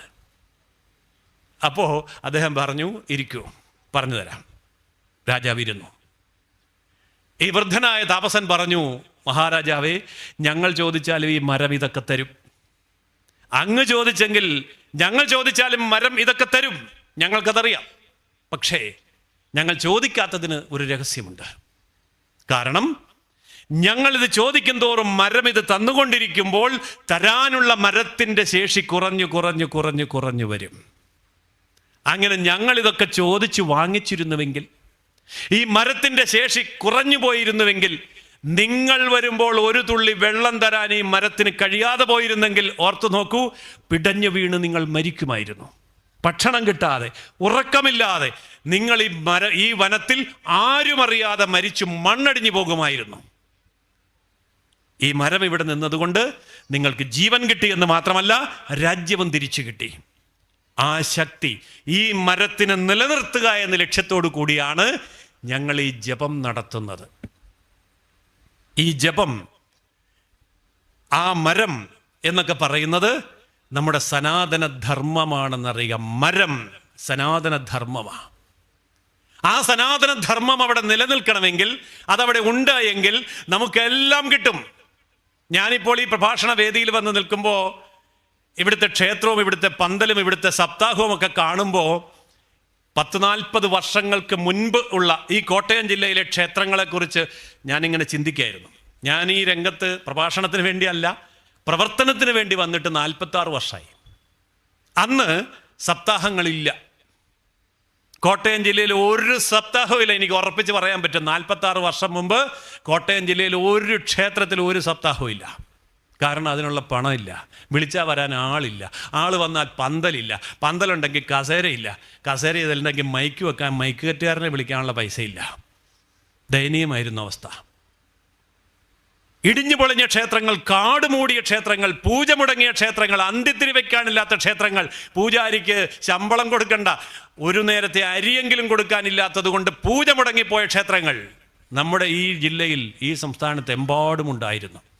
അന്നൊക്കെ യാത്ര ചെയ്യുമ്പോൾ അവിടെയൊക്കെ ക്ഷേത്ര സംരക്ഷണ സമിതിയുടെയൊക്കെ പ്രവർത്തനവുമായിട്ട് ചെല്ലുമ്പോൾ ഞാനൊക്കെ സ്വപ്നം കണ്ടിട്ടുണ്ട്. സ്വപ്നത്തിൽ എന്നെങ്കിലും ഒരിക്കൽ ഈശ്വര, ഈ ക്ഷേത്രങ്ങളുടെ ചുറ്റും വിളക്ക് തെളിക്കാനും, ഇവിടെ ഒരു പന്തലിടാനും, ഇവിടെ ഭക്തജനങ്ങൾ വരാനും, ഇവിടെ നമ്മുടെ സനാതനധർമ്മത്തെക്കുറിച്ച് പ്രഭാഷണങ്ങൾ നടത്താനും ഒക്കെയുള്ള ഒരു കാലഘട്ടം ഉണ്ടായിരുന്നെങ്കിൽ എന്ന് സ്വപ്നം കണ്ടിട്ടുണ്ട് 46 വർഷങ്ങൾക്ക് മുൻപ്. ഇന്ന് ഏത് ക്ഷേത്രത്തിൽ എന്താണ് ഇല്ലാത്തത്? നല്ല ക്ഷേത്രങ്ങളുണ്ടായിരിക്കുന്നു, നല്ല ഗോപുരങ്ങളുണ്ടായിരിക്കുന്നു, നല്ല കെട്ടിടങ്ങളുണ്ടായിരിക്കുന്നു, നിറയെ ഉത്സവങ്ങളുണ്ടായിരിക്കുന്നു, സപ്താഹങ്ങളും നവാഹങ്ങളും ഉണ്ടായിരിക്കുന്നു, സത്രങ്ങളുണ്ടായിരിക്കുന്നു, നമുക്ക് നിരവധിയായിട്ടുള്ള സ്ഥാപനങ്ങളുണ്ടായിരിക്കുന്നു. നമ്മുടെ സമൂഹം ഉണർന്നിരിക്കുന്നു. സനാതനധർമ്മം അങ്ങനെ കേരളത്തിൽ മാത്രമല്ല, ഭാരതത്തിൽ മാത്രമല്ല, വിദേശ രാജ്യങ്ങളിലൊക്കെ പോകുമ്പോൾ നമുക്ക് തല ഉയർത്തി നിൽക്കുന്ന, അഭിമാനപൂർവ്വം പറയാൻ കഴിയുന്ന 100 ക്ഷേത്രങ്ങൾ, അത് സൗദി അറേബ്യയിലാണെങ്കിലും, അത് ഗൾഫിലാണെങ്കിലും, അല്ലെങ്കിൽ മിഡിൽ ഈസ്റ്റിലെ മറ്റു രാജ്യങ്ങളിലാണെങ്കിലും 100 ഹിന്ദു ക്ഷേത്രങ്ങൾ തല ഉയർത്തി നിൽക്കുന്ന കാഴ്ച. അമേരിക്കയിലും യൂറോപ്പിലും ആസ്ട്രേലിയയിലും ഒന്നും പറയുകയും വേണ്ട, അതിനേക്കാൾ കൂടുതൽ ക്ഷേത്രങ്ങൾ, വലിയ ഉത്സവങ്ങൾ, ആയിരക്കണക്കിന് ആൾക്കാർ പങ്കെടുക്കുന്ന പ്രാർത്ഥനായോഗങ്ങൾ, സപ്താഹങ്ങൾ, നവാഹങ്ങൾ, ലോകം മുഴുവൻ ഹിന്ദു ഉണർന്നിരിക്കുന്നു. ഇങ്ങനെ ആവേശം കൊള്ളുമ്പോഴും നമ്മുടെയൊക്കെ ജീവിതത്തിൽ സാമ്പത്തികമായി നമ്മൾ ഞെരുങ്ങുന്നുണ്ട് എങ്കിൽ അതിൻ്റെ അർത്ഥം നമ്മൾ യഥാർത്ഥത്തിൽ നമ്മുടെ ധർമ്മത്തെ മനസ്സിലാക്കി ആചരിച്ച് തുടങ്ങിയിട്ടില്ല എന്നുള്ളതാണ്. അതുകൊണ്ട് ആ സാമ്പത്തികം, ധർമ്മം എന്ന് പറയുന്ന ഭാഗം കേവലം സമ്പത്ത് മാത്രമല്ല, നിരവധി അർത്ഥതലങ്ങൾ അതിനുണ്ട്. അതിലെ ചില കാര്യങ്ങൾ നമ്മൾ പലപ്പോഴും വിസ്മരിച്ചു പോവാറുണ്ട്. അതായത് ധർമ്മ സംരക്ഷണം എന്നുള്ളത് മറ്റുള്ളവരുടെ ചുമതലയാണ്, എൻ്റെ ചുമതലയോ എൻ്റെ വീട്ടുകാരുടെ ചുമതലയോ അല്ല. ഞാനൊരിക്കൽ ചിദാനന്ദപുരി സ്വാമികളുടെ കൂടെ മലബാറിലെ ഒരു യജ്ഞവേദിയിലേക്ക് ഉദ്ഘാടന ദിവസം പോകുമായിരുന്നു. ഈ അടുത്ത കാലത്ത് നടന്ന സംഭവമാണ്. ചിദാനന്ദപുരി സ്വാമികൾ ജീവിച്ചിരിപ്പുണ്ട്. കോഴിക്കോട് കുളത്തൂർ അദ്വൈതാശ്രമത്തിൻ്റെ മഠാധിപതിയാണ്. ഞാനീ പറയുന്ന കാര്യം സത്യമാണെന്ന് അദ്ദേഹത്തെ കാണുമ്പോൾ ചോദിക്കാം, അല്ലെ ഫോണിൽ വിളിച്ച് ചോദിക്കാം. സിമ്പിൾ സ്വാമിയാണ്, ജാടയൊന്നുമില്ല, അതുകൊണ്ട് ഫോണിൽ വിളിച്ച് ചോദിക്കാം. ഇനി ഞാൻ പറഞ്ഞിട്ട് ചോദിക്കുകയാണെന്നും പറഞ്ഞു, കുഴപ്പമില്ല. അങ്ങനെ ഒരു 1000-ലധികം ആൾക്കാർ, 1000-1200 പേര് ഇരിക്കുന്ന ഒരു വലിയ സദസ്സിലേക്ക് നടുവിലൂടെ ഇങ്ങനെ ചുവന്ന പരവതാനിയൊക്കെ വിരിച്ച് വഴിയിലൂടെ സ്വാമിജിയെ സ്വീകരിച്ച് ആനയിച്ച് വേദിയിലേക്ക് കൊണ്ടുവരിക. അപ്പോൾ സ്വാമിജിയുടെ പുറകിൽ നടക്കുന്നത് ഞാനാണ്. സ്വാമിജി ഉദ്ഘാടനം, ഞാൻ പ്രഭാഷണം. അപ്പോൾ ഇങ്ങനെ വരുന്ന സമയത്ത് 2 വശത്ത് നിൽക്കുന്ന ആൾക്കാർ സ്വാമിജിയുടെ മേൽ പുഷ്പവൃഷ്ടി നടത്തുകയാണ്. എന്നിട്ട് നാമം ജപിക്കുകയാണ്. സ്വാമിജിയെ ഇങ്ങനെ ആനയിച്ചു കൊണ്ടുവരുമ്പോൾ ഈ പുഷ്പവൃഷ്ടി നടത്തിയിട്ട് മെത്ത പോലെ കിടക്കുന്ന വഴിയിൽ പുഷ്പങ്ങളിൽ ചവിട്ടിയാണ് സ്വാമിജിയും തൊട്ടു പുറകെ ഞാനും കടന്നു വരുന്നത് വേദിയിലേക്ക്. അപ്പം ഞാനിങ്ങനെ പുറകെ നിൽക്കുകയാണേലും സ്വാമിജിയേക്കാൾ എനിക്ക് പൊക്കം ഉള്ളതുകൊണ്ട് എനിക്കിതെല്ലാം കാണാൻ കൃത്യമായിട്ട്. അപ്പോൾ ചില ആൾക്കാർ വന്ന്, അമ്മമാരാണ് കൂടുതലും, അതെവിടെ അങ്ങനെയാണ്. അമ്മമാർ വന്ന് കാലിലേക്ക് വീഴുന്നു, നമസ്കരിക്കുന്നു, സ്വാമിയെ തൊഴുന്നു, സ്വാമിയുടെ കണ്ണിലേക്ക് നോക്കുന്നു, പ്രാർത്ഥിക്കുന്നു, എന്തെല്ലാമൊക്കെയോ ചെയ്യുന്നു. പക്ഷേ സ്വാമി ഒന്നും മൈൻഡ് ചെയ്യുന്നില്ല, ഒരമ്മയും മൈൻഡ് ചെയ്തില്ല. അപ്പോൾ എനിക്കൊരു വിഷമം തോന്നി, ഇതെന്താ സ്വാമി ഇങ്ങനെ സ്വാമിയായിട്ടായിരിക്കും അല്ലേ എന്ന് ഞാൻ ഓർത്തു. ഏതായാലും വേദിയിൽ വന്നു, സ്വാമിജി ഇരുന്നു, തൊട്ടടുത്ത കസേര എനിക്ക് കിട്ടി, ഞാൻ അവിടെ ഇരുന്നു. സ്വാഗത പ്രസംഗം വന്നു, സ്വാഗതമൊക്കെ പറഞ്ഞു വരുമ്പോൾ കുറേ സമയമുണ്ടല്ലോ.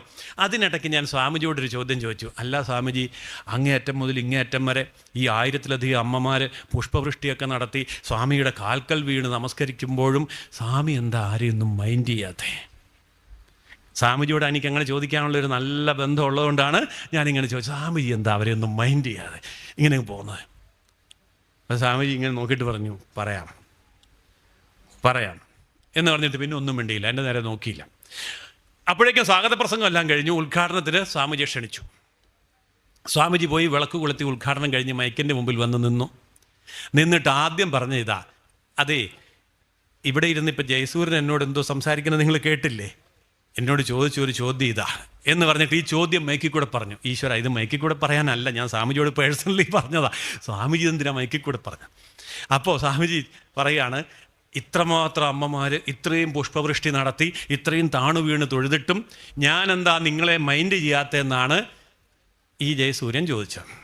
ജയസൂര്യ, ഈ കാണിച്ചത് മുഴുവൻ പടവാ, പിന്നെ ഞാനെന്തിനാ മൈൻഡ് ചെയ്യുന്നേ? അമ്മമാർ ഷോക്കായിപ്പോയി, എനിക്ക് അതിനേക്കാൾ വിഷമമായിപ്പോയി, ചോദിക്കണ്ടായിരുന്നു എന്ന്.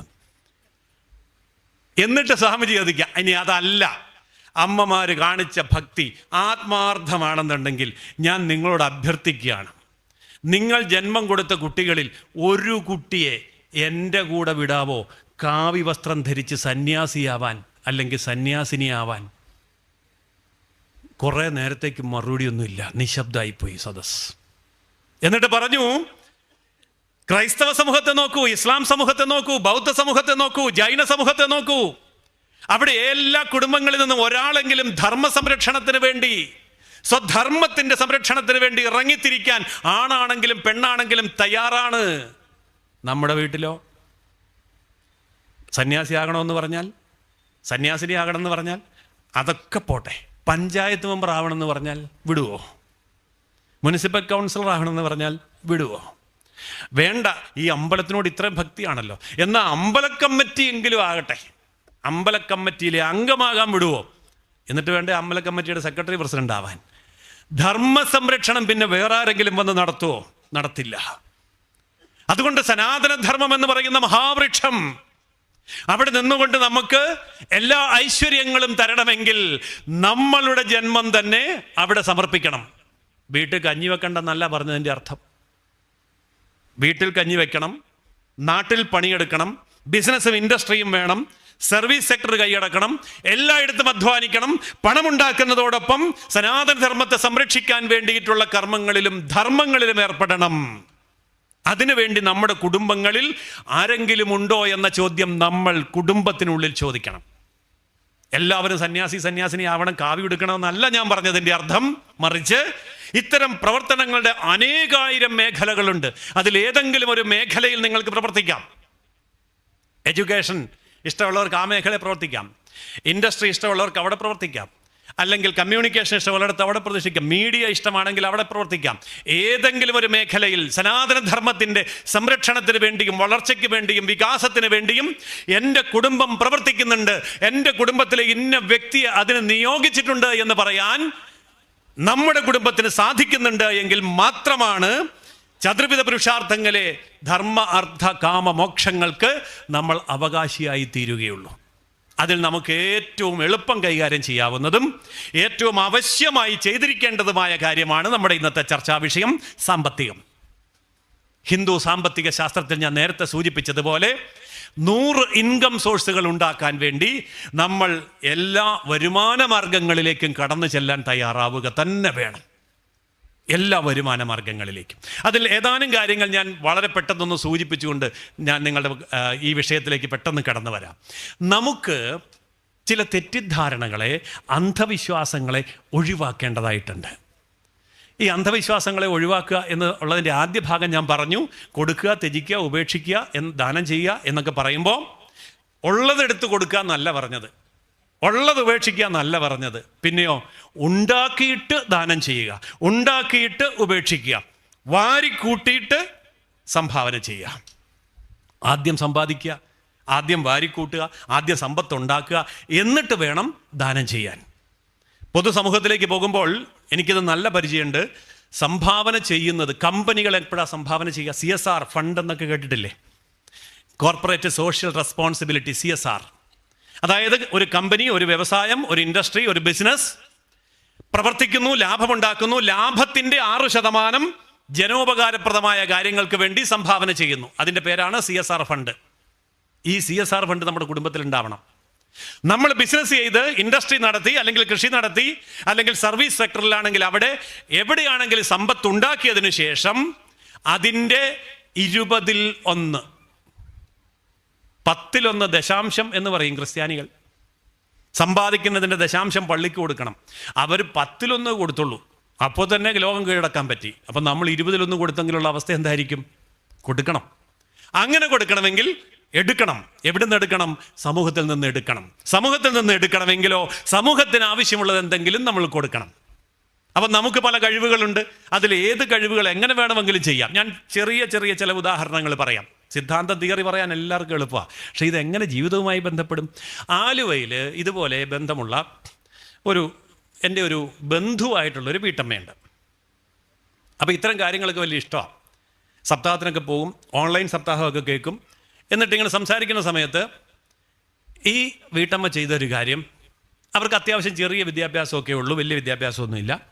ഭർത്താവിന് ജോലിയുണ്ട്, ഒരു ഫ്ലാറ്റിലാണ് താമസിക്കുന്നത്, പക്ഷേ വരുമാനം കുറവാണ്, ജീവിക്കാൻ കഷ്ടപ്പാടാണ് എന്ന് വന്നപ്പോൾ ഇവരിങ്ങനെ ചിന്തിച്ചു, എനിക്കിപ്പോൾ എന്താ അറിയാവുന്നത്? അപ്പോൾ ഭർത്താവിനോട് ഒരു ദിവസം പറഞ്ഞു, എനിക്ക് വലിയ വിദ്യാഭ്യാസമൊന്നുമില്ല, നിങ്ങളെപ്പോലെ ഇംഗ്ലീഷും കൊമേഴ്സും ഒന്നും എനിക്കറിയില്ല, മാത്തമാറ്റിക്സും എൻ്റെ കയ്യിലില്ല. അപ്പോൾ ഭർത്താവ് ചോദിച്ചു, നിനക്ക് പിന്നെ എന്താ അറിയാം? എനിക്ക് മലയാളം മാത്രമേ അറിയത്തുള്ളൂ. അത് ശരി, മലയാളത്തിൽ എന്തറിയാം? അപ്പോൾ ഈ പെൺകുട്ടി പറഞ്ഞു, മലയാളത്തിലിപ്പോൾ 51 അക്ഷരം ഉണ്ടെന്നറിയാം. മതി, അത് മതി. ഈ 51 അക്ഷരം നീ മലയാളത്തിൽ പഠിപ്പിക്കും എന്ന് ഇൻ്റർനെറ്റിലൊന്ന് പരസ്യം കൊടുക്കാവോ? പൈസയൊന്നും വേണ്ട. സോഷ്യൽ മീഡിയയിൽ പരസ്യം കൊടുക്കാൻ ഒരു പൈസയും വേണ്ട. ചുമ്മാ എഴുതിയിട്ടാൽ മതി, ഞാൻ മലയാള അക്ഷരം പഠിപ്പിക്കും. ഈ പാവം വീട്ടമ്മ എഴുതിയിട്ടു, അവരുടെ ഫേസ്ബുക്കിൽ അവിടെ ഇവിടെയൊക്കെ എഴുതിയിട്ടു, ഞാൻ മലയാള അക്ഷരം പഠിപ്പിക്കും. ഉടനെ ആ മറുപടി വരാൻ തുടങ്ങി, ശരി, എൻ്റെ കുട്ടിക്ക് മലയാളം അറിയില്ല, ഞാൻ അമേരിക്കയിൽ നിന്നാണ്. എൻ്റെ കുട്ടിക്ക് മലയാളം അറിയില്ല, ഞാൻ ഗൾഫിൽ നിന്നാണ്. എൻ്റെ കുട്ടിക്ക് മലയാളം അറിയില്ല, ആസ്ട്രേലിയയിൽ നിന്നാണ്, ന്യൂസിലൻഡിൽ നിന്നാണ്, ബ്രിട്ടനിൽ നിന്നാണ്, ഫ്രാൻസിൽ നിന്നാണ്. 100 കണക്കിന് എൻക്വയറി. ഞെട്ടിപ്പോയി. വൈകുന്നേരം തുറന്നു നോക്കിയപ്പോൾ 100 കണക്കിന് എൻക്വയറി. എൻ്റെ കുട്ടിയെ മലയാളം പഠിപ്പിക്കുമോ? എത്ര രൂപയാ ഫീസ്? എത്ര രൂപ ഫീസൊന്നോ ചിന്തിച്ചിട്ടില്ല. വൈകുന്നേരം വന്നപ്പോൾ ഭർത്താവ് പറഞ്ഞു, നീ ഒരു കാര്യം ചെയ്യും, 1 മണിക്കൂറിന് 500 രൂപ എന്ന് പറ, കുറേ പേര് ഒഴിഞ്ഞു പൊക്കോളും. ഇത് കേൾക്കുമ്പോൾ ഇവർ മണിക്കൂറിന് 500 രൂപ എന്ന് എഴുതിയിട്ടു. തിരിച്ചൊരു ചോദ്യം, ഇന്ത്യൻ രൂപയാണോ ഡോളറാണോ? ഇവർ പേടിച്ചു പോയി. ഇന്ത്യൻ രൂപ എന്ന് വിനീതമായിട്ട് കുറിച്ചു. ചുരുക്കി പറയാം, 100 കണക്കിന് കുട്ടികൾ മലയാളത്തിലെ 51 അക്ഷരം പഠിക്കാൻ വേണ്ടി ആ അമ്മയുടെ മുമ്പിൽ പേര് രജിസ്റ്റർ ചെയ്തു. അവരുടെ GPay, ഗൂഗിൾ പേയിലേക്ക് 500 രൂപ അയച്ചു, സ്ക്രീൻഷോട്ടും അയച്ചു. പഠിപ്പിക്കാതിരിക്കാൻ പറ്റുമോ?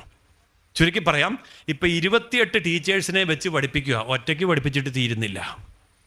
കഴിഞ്ഞ ദിവസം കണ്ടപ്പോൾ എന്നോട് ചോദിച്ചു, ഇനിയിപ്പോൾ ഒരു കമ്പനിയായിട്ട് രജിസ്റ്റർ ചെയ്യണം, ടേൺ ഓവർ കൂടിപ്പോയി, GST കൊടുക്കണം, എല്ലാം അക്കൗണ്ട് ത്രൂ പേ ആയതുകൊണ്ട് സർക്കാർ ഇപ്പോൾ ചോദിച്ചു തുടങ്ങി നിങ്ങൾ എത്ര ടാക്സ് അടയ്ക്കുന്നെന്ന്. അതുകൊണ്ട് ഇപ്പോൾ ചാർട്ടേഡ് അക്കൗണ്ടൻറ്റിനെ കണ്ടു, എൻ്റെ ഈ ബിസിനസ്സിനെ രജിസ്റ്റർ ചെയ്തു, ചാർട്ടേഡ് അക്കൗണ്ടൻറ്റ് ഓഡിറ്റ് ചെയ്ത് തന്നു, ഇത്ര ലക്ഷം രൂപ ടാക്സ് അടയ്ക്കാൻ പറഞ്ഞിരിക്കുക. ആകെ അറിയാവുന്ന എന്താ? ആ മുതൽ അം വരെ അറിയാം, 51 അക്ഷരം, കോടിക്കണക്കിന് രൂപ ടേൺ ഓവർ, 28 സ്റ്റാഫ്, ആകെ പഠിപ്പിക്കുന്ന എത്ര? മലയാള അക്ഷരം. ഒരു ബിസിനസ്സാ, ചെയ്തോളൂ, ഇഷ്ടം പോലെ കുട്ടികളെ കിട്ടും. ഞാനൊരു ഉദാഹരണം പറഞ്ഞു എന്നേ ഉള്ളൂ. എല്ലാവരും പോയി നാളെ ഇത് തന്നെ ചെയ്യണമെന്നല്ല, അല്ലാത്ത കാര്യവും ചെയ്യാം. അപ്പോൾ നമുക്ക് എന്താണോ അറിയുന്നത് അത് ലോകത്തിന് മുമ്പിൽ ഇന്നത്തെ സോഷ്യൽ മീഡിയയിലൂടെ നിങ്ങൾ മാർക്കറ്റ് ചെയ്യുകയാണ് എങ്കിൽ സമ്പത്ത് കിട്ടും. എന്നിട്ട് ഈ സമ്പത്തിൻ്റെ 20% ധർമ്മത്തിന് വേണ്ടി കൊടുക്കൂ. അത് ധർമ്മത്തിന് വേണ്ടി പണമായിട്ട് കൊടുക്കണമെന്നില്ല, സനാതന ധർമ്മത്തെ സംരക്ഷിക്കാൻ പണമായിട്ടും കൊടുക്കണമെന്നില്ല. പക്ഷേ ആ സമ്പത്ത് ഉപയോഗിച്ചുകൊണ്ട് സനാതനധർമ്മത്തിൻ്റെ മൂല്യങ്ങളെ ക്ലാസ്സുകളായിട്ട് അവതരിപ്പിക്കാൻ വേണ്ടി നിങ്ങൾ ക്ലാസ്സുകൾ എടുത്തു നോക്കൂ. 1000കണക്കിന് ആൾക്കാർ വരും. ആയിരക്കണക്കിന് ആൾക്കാർ. ഇപ്പോൾ ഞാൻ ഇതുപോലെയുള്ള പ്രഭാഷണങ്ങൾ ചെയ്യുമ്പോൾ പണ്ടൊക്കെ ഒരു വിഷമം ഉണ്ടായിരുന്നു. ആകെ മുമ്പിൽ 50 പേരല്ലേ ഉള്ളൂ, 100 പേരല്ലേ ഉള്ളൂ. ഇപ്പം ഞാൻ ഈ സദസ്സ് എണ്ണാറില്ല. ഇവിടെ ഇങ്ങനൊരു സാധനം ഇരിപ്പുണ്ട്. ഇതിൻ്റെ പുറകിൽ ലക്ഷക്കണക്കിന് ആൾക്കാരാണ് ഇത് കാണാൻ പോകുന്നത്. ഇന്ന് രാവിലെ ഞാൻ 8 മണിയായപ്പോൾ ചെയ്ത 10 മിനിറ്റ് പ്രഭാഷണം ഇന്ന് വൈകുന്നേരം 8 മണിയായപ്പോഴത്തേക്ക് 80,000 പേര് കണ്ടു എന്ന് പറഞ്ഞ് അത് സംപ്രേഷണം ചെയ്ത ആൾ എന്നെ വിളിച്ചു പറഞ്ഞു, സാറേ 80,000 പേര് കണ്ടിട്ടുണ്ട് രാവിലെ 8 മണിക്ക് ഇട്ട 10 മിനിറ്റ് പ്രഭാഷണം. ലോകം മുഴുവൻ സ്വീകരിക്കുക. പൈസയൊന്നും മേടിക്കുന്നില്ല കേട്ടോ. ഇപ്പോൾ സോഷ്യൽ മീഡിയ പറയാണ് പൈസ തരാം, 10,000 പേര് കൂടുതൽ കണ്ടു കഴിഞ്ഞാൽ നിങ്ങൾക്ക് പൈസ തരാം. അപ്പോൾ സനാതനധർമ്മത്തിന് നമുക്ക് എന്തും സാധിക്കും. അങ്ങനെ ഒരു കാഴ്ചപ്പാട് നമുക്കുണ്ടാക്കിയാൽ മതി. ഇതൊരിക്കലും നിയമവിരുദ്ധമല്ല, ഇതൊരിക്കലും അധർമ്മമല്ല. ധർമാനുസാരിയായി കർമ്മം ചെയ്തിട്ട് ആ കർമ്മഫലമാകുന്ന അർത്ഥമുണ്ടാക്കുമ്പോൾ ആ അർത്ഥം ദൈവത്തിന് നിരക്കുന്ന അർത്ഥം തന്നെയാണ്, സമ്പത്ത് തന്നെയാണ്. അതുകൊണ്ടാണ് ധർമ്മം ആദ്യം പറഞ്ഞിരിക്കുന്നത്, അർത്ഥം രണ്ടാമത് പറഞ്ഞിരിക്കുന്നത്. അപ്പോൾ അങ്ങനെയുള്ള കാര്യങ്ങൾ ചെയ്യുക. പിന്നെ നമ്മുടെ ചെറിയ ജീവിതത്തിലെ സാധ്യതകളെ ഉപയോഗിക്കാം. ഇപ്പോൾ നിങ്ങൾ ഈ കാണുന്ന കാര്യങ്ങൾ, ചെയ്യുന്ന കാര്യങ്ങൾ, ഉദ്യം എന്ന് പറയുന്ന ഒരു ഗവൺമെൻറ് പോർട്ടലിൽ കയറി രജിസ്റ്റർ ചെയ്യുക. ഒറ്റ പൈസ ചിലവില്ല, മൊബൈലിൽ ചെയ്യാം. ഇപ്പോൾ കേന്ദ്ര സർക്കാരിൻ്റെ ഉദ്യം പോർട്ടലിൽ നിങ്ങൾ ചെയ്യുന്ന ഏതൊരു ജോലിയും രജിസ്റ്റർ ചെയ്ത് രജിസ്ട്രേഷൻ സർട്ടിഫിക്കറ്റ് കൈ കിട്ടും. ഒരു പൈസയും മുടക്കില്ല, മൊബൈൽ മതി, അല്ല ഇൻ്റർനെറ്റ് മതി. ഇനി ഒന്നും അറിയില്ലെങ്കിൽ തൊട്ടടുത്ത അക്ഷയ കേന്ദ്രത്തിലോ CSC സെൻറ്ററിലോ പോയി വെച്ചിട്ട് അവരോട് പറയുക, ഒരു 100 രൂപ 150 രൂപ കൊടുത്താൽ അവരിതെല്ലാം ശരിയാക്കി ലാമിനേറ്റ് ചെയ്ത് സർട്ടിഫിക്കറ്റ് തരും. അങ്ങനെ കിട്ടിയാൽ 16 സാമ്പത്തിക ആനുകൂല്യങ്ങൾ നിങ്ങൾക്ക് സർക്കാർ തരും. നിങ്ങളുടെ ഈ പ്രോഗ്രാമിന് കറണ്ട് ചാർജ് കുറവാണ്. അതുകൊണ്ട് നിങ്ങളുടെ വീട്ടിലെ കറണ്ട് കണക്ഷൻ വെച്ചിട്ടാണ് നിങ്ങൾ അപ്ലൈ ചെയ്തിരിക്കുന്നതെങ്കിൽ വീട്ടു നമ്പർ വെച്ച് അപ്ലൈ ചെയ്താൽ ആ വീട്ടിൽ കറണ്ട് ചാർജ് അടയ്ക്കുന്നതിന് പോലും കുറവ് തരും. ബാങ്കിൽ ലോൺ ചോദിക്കാൻ പെട്ടെന്ന് കിട്ടും, കിട്ടുന്ന ലോണിന് പലിശ കുറവായിരിക്കും. ഇങ്ങനെ 16 കാര്യങ്ങൾ അതിനകത്തേക്ക് കയറിയാൽ മതി. ഞാനതിന് പറയാൻ പോയാൽ സമയം പോവും, അതിൻ്റെ ആവശ്യമില്ല, ഞാൻ സൂചിപ്പിച്ചു എന്ന് മാത്രമേ ഉള്ളൂ. അപ്പോൾ വിദ്യാഭ്യാസം എനിക്ക് കുറവാണ്, എനിക്ക് എക്സ്പീരിയൻസ് കുറവാണ്, എനിക്ക് ബിസിനസ് ചെയ്ത് പരിചയമില്ല എന്നിങ്ങനെയുള്ള യാതൊരു ബുദ്ധിമുട്ടുമില്ലാതെ ഓരോ വ്യക്തിക്കും ഓരോ വീട്ടിലും ഇരുന്നു കൊണ്ട് മൊബൈലിലൂടെ ചെയ്യാൻ കഴിയുന്ന ലക്ഷക്കണക്കിന് രൂപ സമ്പാദിക്കാൻ കഴിയുന്ന, ലക്ഷം എന്നൊക്കെ പറഞ്ഞാൽ നിങ്ങൾക്ക് വിശ്വാസം കുറവാണ്, നിങ്ങളൊരു 500 1000 നിങ്ങൾക്ക് എത്ര വേണ്ടെന്നോ അത്രയും ചിന്തിച്ചോളൂ. പക്ഷേ ഹിന്ദുവിൻ്റെ സാമ്പത്തിക ശാസ്ത്രത്തിൽ നമ്മൾ ഈ കാര്യങ്ങൾ ചെയ്തു തുടങ്ങുകയാണ് എന്ന് അഭിമാനപൂർവ്വം ലോകത്തിന് മുമ്പിൽ അവതരിപ്പിക്കാൻ ഏതെങ്കിലും ഒരു ഭാഷ മതി. മലയാളമാവട്ടെ, നിങ്ങൾക്കറിയാവുന്ന ഏത് ഭാഷയുമാവട്ടെ. ഇനി ഭാഷയൊന്നും ഇല്ലെന്നിരിക്കട്ടെ, ലാഭം കൂടുതലാണ്. അതെങ്ങനെയാണ് ലാഭം കൂടുതലാണെന്ന്? ഏത് ഭാഷയിലുള്ളവർക്കും കയറി ഇതൊക്കെ കാണാം. അപ്പോൾ അവർ കാണുന്നതിൻ്റെ പൈസ നമുക്ക് വേറെ കിട്ടും. 4 ലക്ഷം മുതൽ 20 ലക്ഷം വരെ പണമുണ്ടാക്കുന്ന വീട്ടമ്മമാരെ എനിക്കറിയാം. അവരൊരു ഭാഷ ഉപയോഗിക്കുന്നില്ല, പിന്നെയോ ഒന്നും പറയുന്നില്ല. വെറുതെ 10 15 അല്ലെങ്കിൽ 8 10 മിനിറ്റ് നേരം അവർ ചെയ്യുന്ന പ്രവർത്തനങ്ങളെ വീഡിയോയാക്കി ലോകത്തിന് മുമ്പിൽ അവതരിപ്പിക്കുന്നതേ ഉള്ളൂ. പ്രതിമാസം 4 ലക്ഷം മുതൽ 20 ലക്ഷം വരെ വരുമാനമുണ്ടാക്കുന്നവർ നമ്മുടെ ഈ ജില്ലയിൽ തന്നെ ഉണ്ട്. നമ്മളൊന്ന് ശ്രദ്ധിച്ചാൽ മതി. ഞാൻ ആ വിഷയം അവസാനിപ്പിക്കുകയാണ്, ഉദാഹരണം പറഞ്ഞു എന്ന് മാത്രമേ ഉള്ളൂ. അപ്പോൾ സനാതനധർമ്മത്തിൻ്റെ സാമ്പത്തിക ശാസ്ത്രത്തെ സംബന്ധിച്ചിടത്തോളം നമ്മൾ അറിയേണ്ട കാര്യങ്ങളിലെ അടുത്ത ഘട്ടത്തിലേക്ക് ഞാൻ കടക്കുകയാണ്. സമ്പാദിക്കുക എന്നുള്ളത്. സമ്പാദ്യം എന്ന് പറഞ്ഞാൽ എന്താണ്, എങ്ങനെയാണ്? പലപ്പോഴും നമ്മുടെ സമ്പാദ്യം എന്ന് പറയുന്നത് പല രീതിയിലാണ്. നേരത്തെ സൂചിപ്പിച്ചതുപോലെ മദേഴ്സ് എക്കണോമി എങ്ങനെയാണ് ഇന്ത്യയിൽ വർക്ക് ചെയ്തത്? ഇന്ത്യയിൽ സാമ്പത്തിക മാന്ദ്യം വന്നപ്പോൾ, ബാങ്കുകൾ ലോൺ കൊടുക്കാതെ ആയപ്പോൾ, വിറ്റ സാധനത്തിൻ്റെ പണം കിട്ടാതെ വന്നപ്പോൾ, വർക്കിംഗ് ക്യാപിറ്റൽ ബിസിനസ്സുകാരുടെയും ഇൻഡസ്ട്രി നടത്തുന്നവരുടെയും കയ്യിൽ ഇല്ലാതെ വന്നപ്പോൾ, സാമ്പത്തിക സ്രോതസ്സുകൾ അടഞ്ഞപ്പോൾ, എങ്ങനെ മുന്നോട്ട് പോകുമെന്ന് അറിയാതെ നിൽക്കുന്ന ഇന്ത്യൻ ബിസിനസ്സുകാരുടെ മുമ്പിൽ അവരുടെ അമ്മമാർ ചോദിച്ചു, എന്താ പ്രശ്നം? അപ്പോൾ പറഞ്ഞു, ബിസിനസ് സ്റ്റക്കായി നിൽക്കുന്നു, സാമ്പത്തിക മാന്ദ്യമാണ്, ബാങ്കുകൾ ലോൺ തരുന്നില്ല, തന്ന ലോൺ തിരിച്ചു പിടിക്കാൻ വേണ്ടി ശ്രമിക്കുന്നു, സാമ്പത്തികമായിട്ട് ഒന്നും വയ്യാത്തൊരവസ്ഥ, എങ്ങനെ മുന്നോട്ട് പോകുമെന്ന് അറിയില്ല. ചിലർ കാര്യം കുറേ കൂടെ തുറന്നു പറഞ്ഞു, ആത്മഹത്യ ചെയ്താലോ എന്ന് ആലോചിക്കുക, ഒരു വിഷം മേടിച്ചുകൊണ്ട് വന്നാൽ എല്ലാവരും കൂടെ കൂടാവോ എന്ന് ഭാര്യയോടും മക്കളോടും തുറന്ന് ചോദിച്ച ആൾക്കാർ പോലും ഉണ്ട്. ആ സമയത്ത് ഇന്ത്യയിലെ അമ്മമാർ ചോദിച്ചു, എത്ര രൂപയുണ്ട് ഇപ്പം തൽക്കാലം നിൽക്കാം? അപ്പോൾ ചിലർ പറഞ്ഞു, ഒരു 2 ലക്ഷം രൂപയുണ്ട് നിൽക്കാം, 5 ലക്ഷം ഉണ്ട് നിൽക്കാം, ഒരു 10 ലക്ഷം ഉണ്ടെങ്കിൽ പറഞ്ഞു നിൽക്കാം, പിന്നെ ബാക്കി ചെയ്യാം. അത്രയല്ലേ ഉള്ളൂ. ഞാൻ നോക്കട്ടെ. നീ എവിടെ നിന്ന് നോക്കാൻ? നോക്കട്ടെ. പിറ്റേ ദിവസം രാവിലെ പറഞ്ഞു, ഈ പൊതി ഒന്ന് അഴിച്ചു നോക്കൂ, ഇതിനകത്ത് ഇത്ര പവൻ സ്വർണ്ണമുണ്ട്, എനിക്കെൻ്റെ അമ്മ തന്നതാ, അമ്മയ്ക്ക് അമ്മയുടെ അമ്മ കൊടുത്തതാ, ജീവിതം വഴിമുട്ടി നിൽക്കുമ്പോൾ ആത്മഹത്യ ഒന്നും ചെയ്യണ്ട, ഇതുകൊണ്ട് എന്തെങ്കിലും ചെയ്യൂ.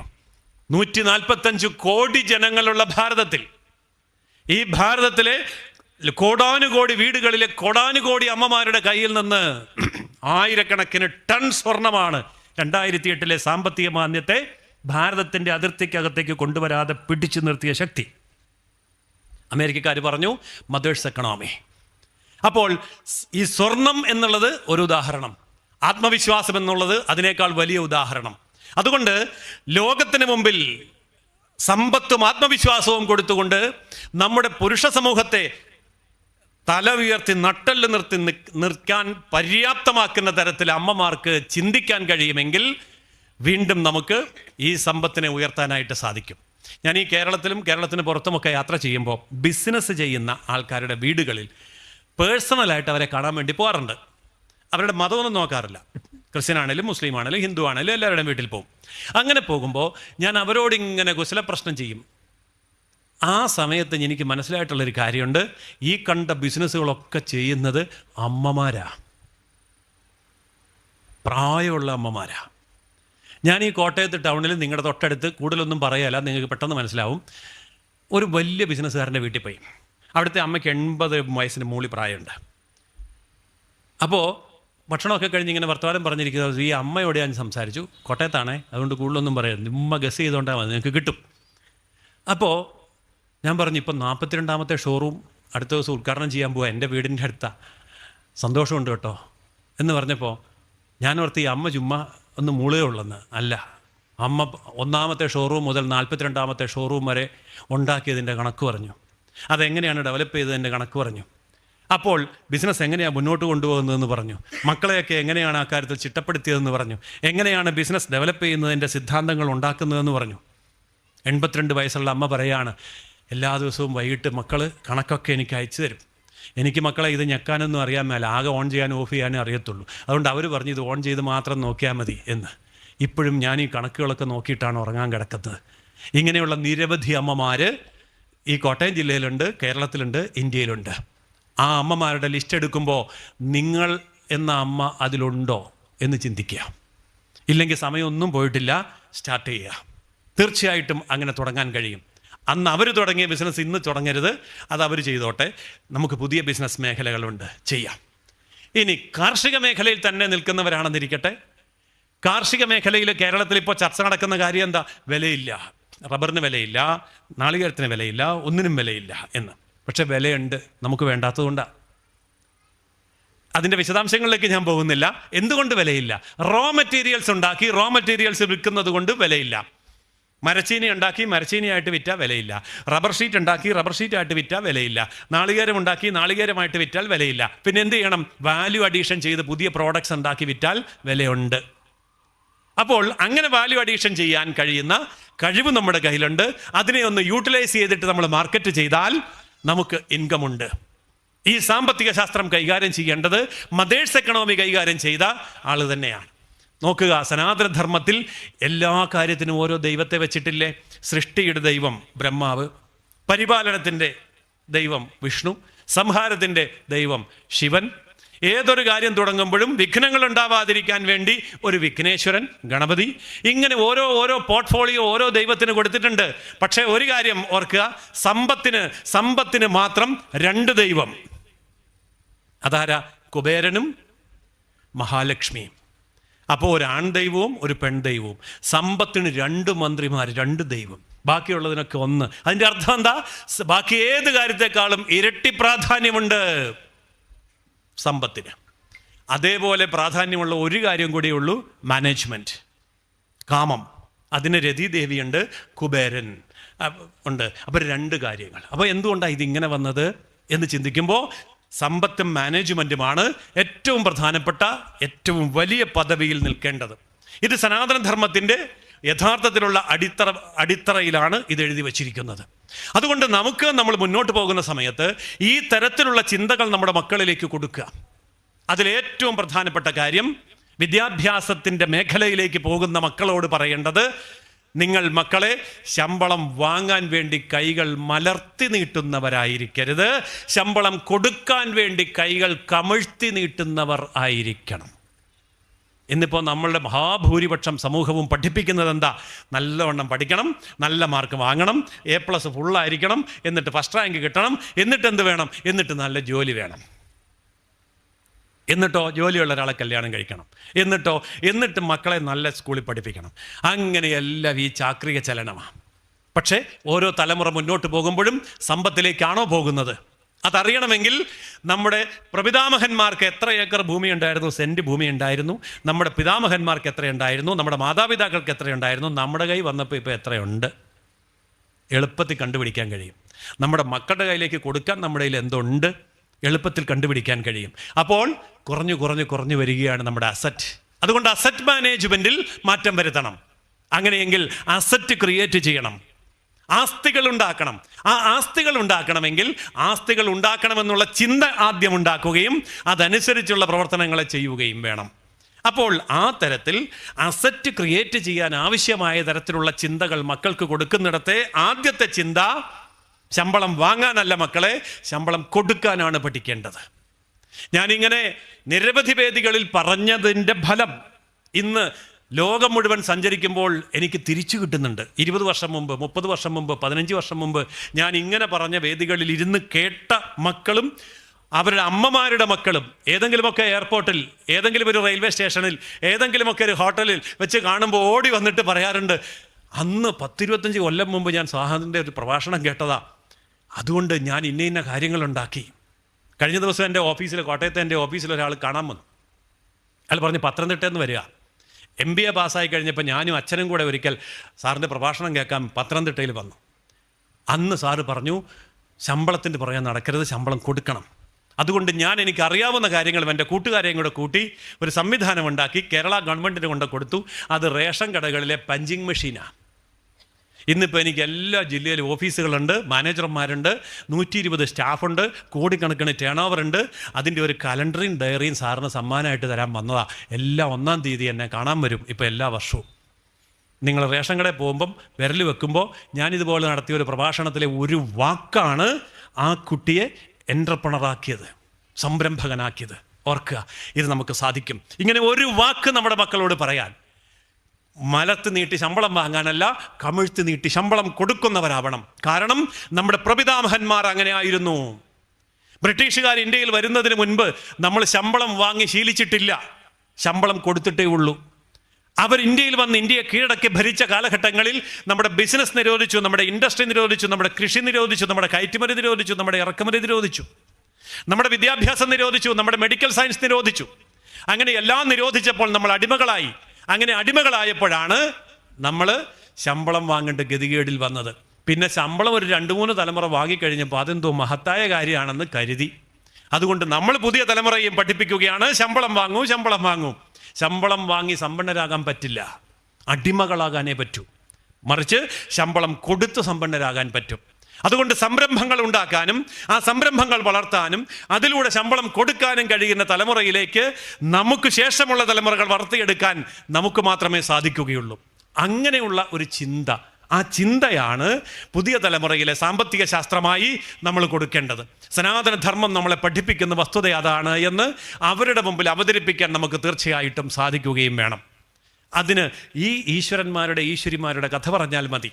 കാരണം എല്ലാ ഈശ്വരന്മാരും എല്ലാ ഈശ്വരിമാരും ദേവീദേവന്മാരും സമ്പന്നരായിരുന്നുവെന്നും അവർ തങ്ങളുടെ അടുത്തേക്ക് പ്രാർത്ഥനാപൂർവം വരുന്നവരുടെ ദുഃഖങ്ങളെ അകറ്റാൻ വേണ്ടി സർവ്വ ഐശ്വര്യങ്ങളും പ്രദാനം ചെയ്യുന്നവരായിരുന്നു എന്നും ഉള്ള കഥ പറയുമ്പോൾ പറയണം, മക്കളെ, പുരാണേതിഹാസങ്ങളിലെ ദേവീദേവന്മാരെ നമ്മൾ എന്തിനാണ് പഠിക്കുന്നത്?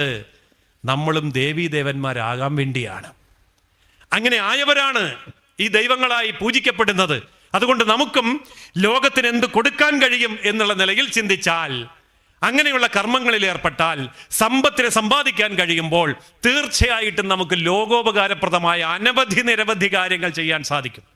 അത് ഏത് ചെറിയ കാര്യത്തിലാണെങ്കിലും വലിയ കാര്യത്തിലാണെങ്കിലും. ഞാൻ ഉദാഹരണങ്ങൾ പറഞ്ഞ് സമയം കളയുന്നില്ല. അതുകൊണ്ട് നമ്മുടെ മക്കൾക്കും പുതിയ തലമുറയ്ക്കും കൊടുക്കാനുള്ള 2-3 പ്രധാന കാര്യങ്ങളും കൂടി പറഞ്ഞ് ഞാൻ അവസാനിപ്പിക്കാം.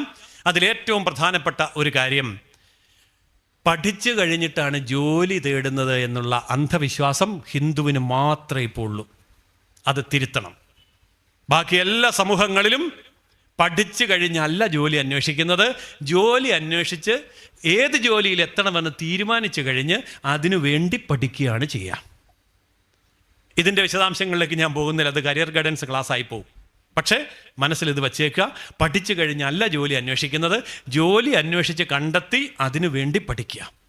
വടക്കേ ഇന്ത്യക്കാർ, വിദേശത്തുള്ള ആൾക്കാർ, ഇവരൊക്കെ ഇത് ചെയ്യും. പക്ഷേ തെക്കേ ഇന്ത്യയിൽ പ്രത്യേകിച്ച് കേരളത്തിലുള്ളവർ പഠിച്ച് അങ്ങ് പോവുകയാണ്. 10ാം ക്ലാസ് കഴിഞ്ഞു പ്ലസ് ടു കഴിഞ്ഞു ഡിഗ്രി കഴിഞ്ഞു പി ജി കഴിഞ്ഞ് ഇനി എന്തൊക്കെയാണ് ഉള്ളത് ചുറ്റും നോക്കുമ്പോൾ ഒരാൾ പറയും ബി.എഡ്. ഉടനെ കണ്ട ബി.എഡ് എടുത്ത് കഴിഞ്ഞപ്പോൾ പറയും അതുകൊണ്ടായില്ല, എന്നാൽ പിന്നെ എം.ഫിൽ, അതുകൊണ്ടായില്ല, എന്നാൽ പിന്നെ നെറ്റ് സെറ്റ്, അങ്ങനെ കുറേ എണ്ണം എടുത്തു കഴിഞ്ഞത് തീർന്നുപോയി. വയസ്സ് 10-30 ഇനിയിപ്പോൾ എന്താ ചെയ്യുന്നത്? എന്നാൽ ഇനിയിപ്പോൾ ജോലി അന്വേഷിക്കാം. അപ്പോൾ ജോലി അന്വേഷിക്കുമ്പോൾ അറിയുന്ന 27ാമത്തെ വയസ്സിൽ എല്ലാ ജോലിയും തീർന്നു. കേന്ദ്ര ഗവൺമെൻറ്റിൻ്റെ ജോലി അവസാനിക്കുന്നത് 27 വയസ്സിൽ. OBC ആണ് 30 വയസ്സ്, SC/ST ആണ് 32 വയസ്സ്, സാധാരണ ജനറലാണ് 27 വയസ്സ്. തീർന്നു. ഇതാരും പറഞ്ഞു തരാനില്ലായിരുന്നു, അതുകൊണ്ട് അങ്ങ് പഠിച്ചു പോയി. വടക്കേ ഇന്ത്യക്കാരൻ എങ്ങനെയാണ് പഠിക്കുന്നത്? 10ാം ക്ലാസ് കഴിയുമ്പോൾ 18ാമത്തെ വയസ്സിൽ 64,000 രൂപ ശമ്പളം കിട്ടുന്ന ജോലിയുണ്ട് സർക്കാരിൽ. നമ്മുടെ പിള്ളേർ എഴുതാൻ പോയാൽ നമ്മൾ വിടുവോ? നീ ഇപ്പോൾ 10 കഴിഞ്ഞുള്ളൂ, +2 കൂടെ കഴിയട്ടെ. +2 കഴിഞ്ഞ് എന്നാൽ ഇനി എഴുതാൻ പൊക്കോട്ടെ. +2 കഴിഞ്ഞ് എഴുതിയാൽ 92,000 രൂപ കേന്ദ്ര ഗവൺമെൻറ് ക്ലറിക്കൽ ജോലി, വർഷം 10 ലക്ഷമുണ്ട്. ആരെങ്കിലും എഴുതുകയില്ല. ഏറ്റുപാടൂർ പോയി എഴുതിയാൽ മതി, അവിടെ പരീക്ഷാ സെൻ്ററുണ്ട്, പോവുകയില്ല. പിന്നെ നമ്മളെന്താ ഡിഗ്രിക്ക് പഠിക്കാൻ പോകും. ഡിഗ്രി കഴിഞ്ഞ് വരുമ്പോൾ 1.5 ലക്ഷം രൂപയുണ്ട്, സെൻട്രൽ ഗവൺമെൻറ് ജോലിയുണ്ട്. എഴുതുകയില്ല. PG പഠിക്കാൻ പോകും. ഈ PG പഠിക്കാൻ പോകുന്നതും വേറൊരു അന്ധവിശ്വാസമാണ്. PG വേണ്ട ചില മേഖലയുണ്ട്. കോളേജ് അധ്യാപകരാണെങ്കിൽ PG വേണം. ചില സെലക്റ്റഡ് ആയിട്ടുള്ള മേഖലകളിൽ PG വേണം. IAS എഴുതാൻ PG വേണ്ട, ഡിഗ്രി മതി. ബാക്കി എല്ലാ മേഖലയിലും ഡിഗ്രി മതി, എല്ലാ ഗവൺമെൻറ് സർവീസിലും ഡിഗ്രി മതി. പക്ഷേ അതറിയാതെ പഠിച്ചങ്ങ് പോവുകയാണ്. പക്ഷെ പഠിച്ചു പോകുമ്പോൾ എന്താ പറ്റുക? കടം കൂടി വരികയാണ്. കഴിഞ്ഞ ദിവസം ഒരു വിദ്യാഭ്യാസ വിചക്ഷണൻ, വിദേശത്തുള്ള ഒരാൾ ആയിട്ട് എനിക്ക് സംസാരിക്കാൻ അവസരം കിട്ടി. അപ്പോൾ അദ്ദേഹം എന്നോട് പറഞ്ഞു, കേരളീയരെ മണ്ടന്മാരാക്കുന്ന ഒരു വാക്ക് നിങ്ങൾ കേട്ടിട്ടുണ്ടോ എന്ന് ചോദിച്ചു. ഞാൻ പറഞ്ഞില്ല. എൻട്രൻസ് പരീക്ഷ എന്ന് കേട്ടിട്ടുണ്ടോ? ഉണ്ട്. സത്യത്തിൽ എൻട്രൻസ് അല്ല, എക്സിറ്റാ. ഞാൻ ചോദിച്ചു അതെങ്ങനെ സാർ? അതായത് നീറ്റ് പരീക്ഷ എഴുതുന്നു. നീറ്റ് പരീക്ഷ എഴുതുന്നത് എന്തിനാ? MBBS-ന്.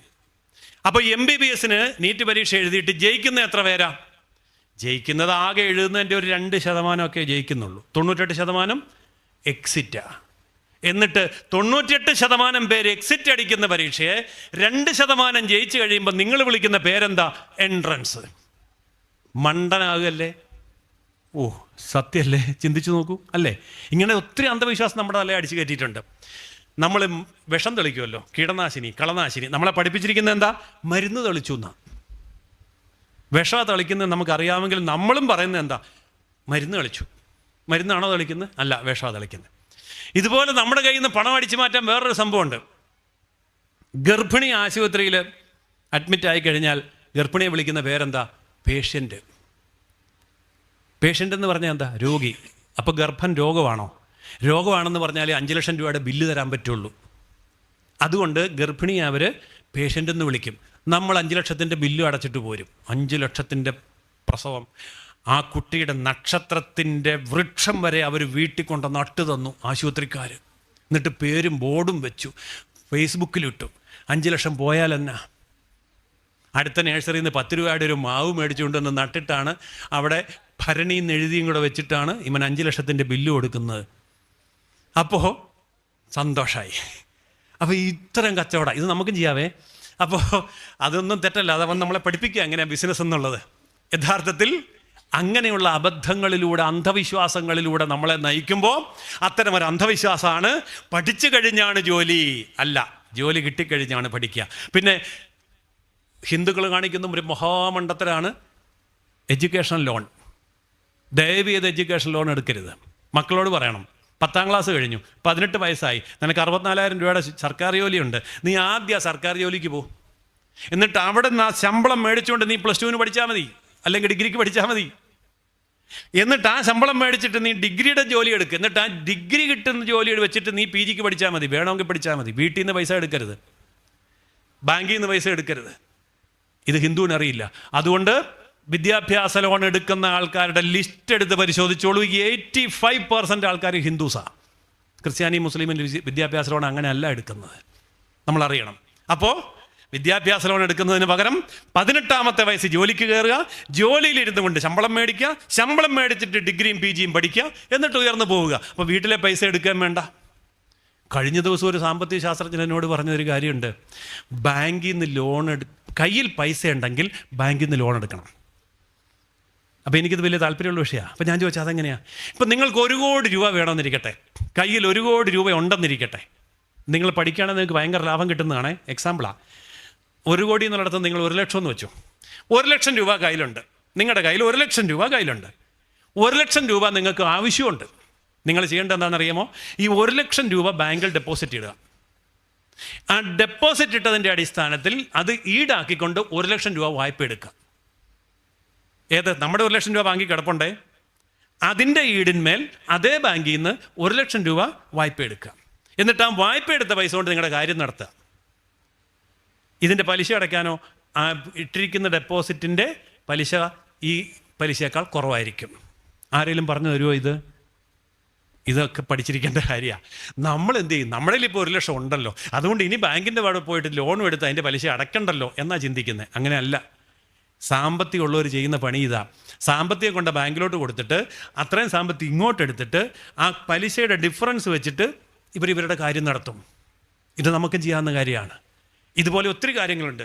ഗോൾഡ് വെച്ചിട്ട് അതിനെ പൈസയാക്കി മാറ്റാം. ഗോൾഡ് നമ്മുടെ കയ്യിൽ തന്നെ ഇരിക്കും, പക്ഷേ പണം ബാങ്കിൽ നിന്ന്. അതിന് ഒത്തിരി ധാരം കാര്യങ്ങളുണ്ട്. ചുരുക്കി പറഞ്ഞാൽ സാമ്പത്തിക ശാസ്ത്രത്തിൻ്റെ ഈ മേഖലകളെക്കുറിച്ച് വളരെ വിശദമായിട്ട് പഠിക്കുകയും ചിന്തിക്കുകയും ചെയ്യുന്ന കൂട്ടായ്മകൾ ഉണ്ടാക്കി അതിൻ്റെ വാട്സാപ്പ് ഗ്രൂപ്പുകളും ഫേസ്ബുക്ക് ഡിസ്കഷനും ഒക്കെ നിങ്ങളൊന്ന് ചെയ്തു നോക്കൂ. എന്ത് രസമാണെന്ന് അറിയാമെന്ന് മാത്രമല്ല പൈസയും കിട്ടും. അതുകൊണ്ട് സാമ്പത്തികമായി ചിന്തിക്കുകയും സാമ്പത്തിക കൂട്ടായ്മകൾ ഉണ്ടാക്കുകയും മക്കളുടെ ഉപരിവിദ്യാഭ്യാസത്തെക്കുറിച്ചും പഠനത്തെക്കുറിച്ചും ശാസ്ത്രീയമായി പഠിക്കുകയും അവിടെയൊക്കെ സാമ്പത്തിക സുരക്ഷിതത്വം നേടാൻ ആവശ്യമായ രീതിയിൽ അവരുടെ ഫ്യൂച്ചർ പ്ലാൻ ചെയ്തു കൊടുക്കുകയും കയ്യിലിരിക്കുന്ന ഡിഗ്രിയോ ഡിപ്ലോമയോ സബ്ജക്റ്റോ മാർക്കോ കണ്ട് പേടിക്കാതിരിക്കുക. Full A+ കിട്ടണമെന്നൊന്നുമില്ല. എന്താണെന്നറിയാമോ? ഫുൾ A+ കിട്ടിയവർക്കെല്ലാം ശമ്പളം കൊടുക്കുന്നത് A+ഉം B+ ഒന്നും ഇല്ലാത്തവനാണ്. അവരുടെ കമ്പനിയിലാണ് ഇവൻ ശമ്പളത്തിന് പോകുന്നത്. ഈ 1ാം റാങ്ക് എല്ലാവരും മേടിച്ചപ്പോൾ ഇനി 1ാം റാങ്കുകാർക്ക് ആരാ ശമ്പളം കൊടുക്കുന്നത്? കാരണം ഈ ശമ്പളം കൊടുക്കണമെങ്കിൽ റാങ്കും ഫുൾ A+ ഇല്ലാത്തവൻ വേണം. കാരണം അവനാണ് പ്രായോഗിക ബുദ്ധി കൂടുതൽ. ബാക്കിയുള്ളവൻ അവൻ്റെ ബുദ്ധി വിറ്റിട്ട് മാസശമ്പളം മേടിച്ച് ജീവിക്കുന്നവരാണ്.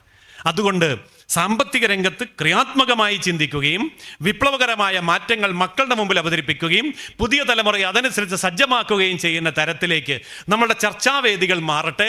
അതിന് സനാതനധർമ്മത്തിൻ്റെ ചതുർവിധ പുരുഷാർത്ഥങ്ങളിൽ ഇത്തരം സാമ്പത്തിക ശാസ്ത്രം അവതരിപ്പിച്ചിട്ടുണ്ട് എന്നുള്ളത് കാണാൻ നമ്മൾ ഇത്തരം കാര്യങ്ങൾ പഠിക്കണം. അപ്പം രാമായണം പഠിക്കുന്ന കാലത്ത് ചോദിക്കണം, രാമൻ സീതയെ വിവാഹം കഴിക്കുമ്പോൾ സീതയുടെ അച്ഛൻ ജനക മഹാരാജാവ് എത്ര പവൻ സ്വർണമാണ് കൊടുത്തത്? കണ്ടുപിടിക്കാൻ വലിയ പാടാ. പവൻ 2000 ടൺ സ്വർണമാണ് കൊടുത്തത്. 1000 ഭാരം സ്വർണം എന്ന് പറയുമ്പോൾ ചുമ്മാ വായിച്ചു പോയാൽ പോരാ. ഈ 1000 ഭാരം സമം എത്ര ടൺ? 2000 ടൺ. എന്തിനാണ് 2000 ടൺ സ്വർണം സീതാദേവിക്ക് കൊടുത്തത്? സീതാദേവിക്ക് ആകെപ്പാടെ ഒരു 65-45 കിലോ തൂക്കം ഉണ്ടായിരുന്നുള്ളൂ എന്നാണ് പറഞ്ഞിരിക്കുന്നത്.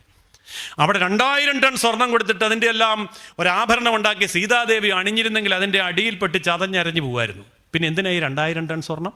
വിവാഹം കഴിക്കുന്ന ശ്രീരാമചന്ദ്രന്റെ രാജ്യവും വിവാഹിതയാകുന്ന സീതാദേവിയുടെ രാജ്യവും ഒന്നിച്ചുകൂടി ഒരു സാമ്രാജ്യമാകുമ്പോൾ അവിടെ ഉണ്ടാകുന്ന ആകെ ജനസംഖ്യയുടെ ഒരു വർഷക്കാലത്തെ ആദാന പ്രദാനങ്ങളുടെ ആകത്തുക വാർഷിക ബജറ്റിന്റെ അടങ്കൽ തുകയ്ക്ക് തുല്യമായ സ്വർണമാണ് ജനക മഹാരാജാവ് സീതാദേവിക്ക് കൊടുത്ത സ്വർണം. സാമ്പത്തിക ശാസ്ത്രം എത്ര വലിയ സാമ്പത്തിക ശാസ്ത്രമാണ് അവിടെയുള്ളത്. അപ്പോൾ ഈ സാമ്പത്തിക ശാസ്ത്രം നമ്മൾ ചർച്ച ചെയ്യുമ്പോൾ നമ്മുടെയൊക്കെ പൂർവികന്മാരും ഈശ്വരന്മാരും ഈ സമ്പത്തിനെ എപ്രകാരമാണ് മാനേജ് ചെയ്തിരുന്നത് എന്ന് മക്കൾക്ക് പറഞ്ഞു കൊടുക്കാൻ നമുക്ക് അവസരം കിട്ടും. ആ രീതിയിലുള്ള പഠനങ്ങളിൽ നമ്മൾ പോയാൽ മതി. അപ്പോൾ ആ പഠനങ്ങൾ പുരാണ ഇതിഹാസങ്ങളിൽ ഒതുക്കി നിർത്താതെ നമ്മുടെ ദൈനംദിന ജീവിതത്തിലേക്കും കുടുംബജീവിതത്തിലേക്കും കൊണ്ടുവരികയും അത് ദൈനംദിനം പ്രാവർത്തികമാക്കുകയും ചെയ്തുകൊണ്ട് നല്ല സംരംഭകരായി വരാൻ നമ്മൾ ഓരോരുത്തരും തീരുമാനമെടുത്താൽ നമ്മുടെ മക്കൾ, നമ്മുടെ പുതിയ തലമുറ ഈ രാജ്യമല്ല ഈ ലോകം ഭരിക്കുന്ന സംരംഭകരായി മാറുകയും സനാതനധർമ്മത്തിൻ്റെ മഹത്തായ ആദർശങ്ങൾ കൊണ്ട് ലോകത്തെ ഒരിക്കൽ കൂടി ജയിക്കുകയും അങ്ങനെ നമ്മളൊക്കെ ജീവിച്ചിരിക്കുന്ന കാലത്ത് നമ്മുടെ ദാഹിച്ച കണ്ണൊളി മറഞ്ഞടയുന്ന മുന്നേ, നമ്മുടെ ഈ ക്ഷീണിച്ച ദേഹം ഉയരറ്റടിയുന്ന മുന്നേ അത്യന്ത വൈഭവ സമുജ്വലമായ ഹിന്ദു ലോകം നമുക്ക് നേരിട്ട് കാണാൻ കഴിയും അങ്ങനെ കഴിയട്ടെ എന്ന് പ്രാർത്ഥിച്ചുകൊണ്ട് ആശംസിച്ചുകൊണ്ട് ഇപ്പോൾ 1.5 മണിക്കൂറായി നമ്മൾ ചർച്ച ചെയ്ത ഈ ആശയങ്ങൾ വിനീതമായി ഞാൻ നിങ്ങളുടെ മനസ്സുകൾക്ക് മുമ്പാകെ സമർപ്പിക്കുകയാണ്. നിങ്ങളുടെ ചിന്തകളും കൂടി ചേർത്തുകൊണ്ട് പ്രായോഗികമായിട്ട് നിങ്ങളുടെ കുടുംബങ്ങളിൽ, നിങ്ങളുടെ കുട്ടികളിൽ, പുതിയ തലമുറയിൽ ഇതിൻ്റെ ദീപം കൊളുത്താൻ നിങ്ങൾക്ക് സാധിക്കുമെന്ന ഉറച്ച ആത്മവിശ്വാസത്തോടെ ഞാൻ ഈ വാക്കുകളും ഈ ആശയങ്ങളും നിങ്ങളുടെ മുമ്പാകെ സമർപ്പിച്ചുകൊണ്ട് ഉപസംഹരിക്കട്ടെ. എല്ലാവർക്കും നമസ്കാരം.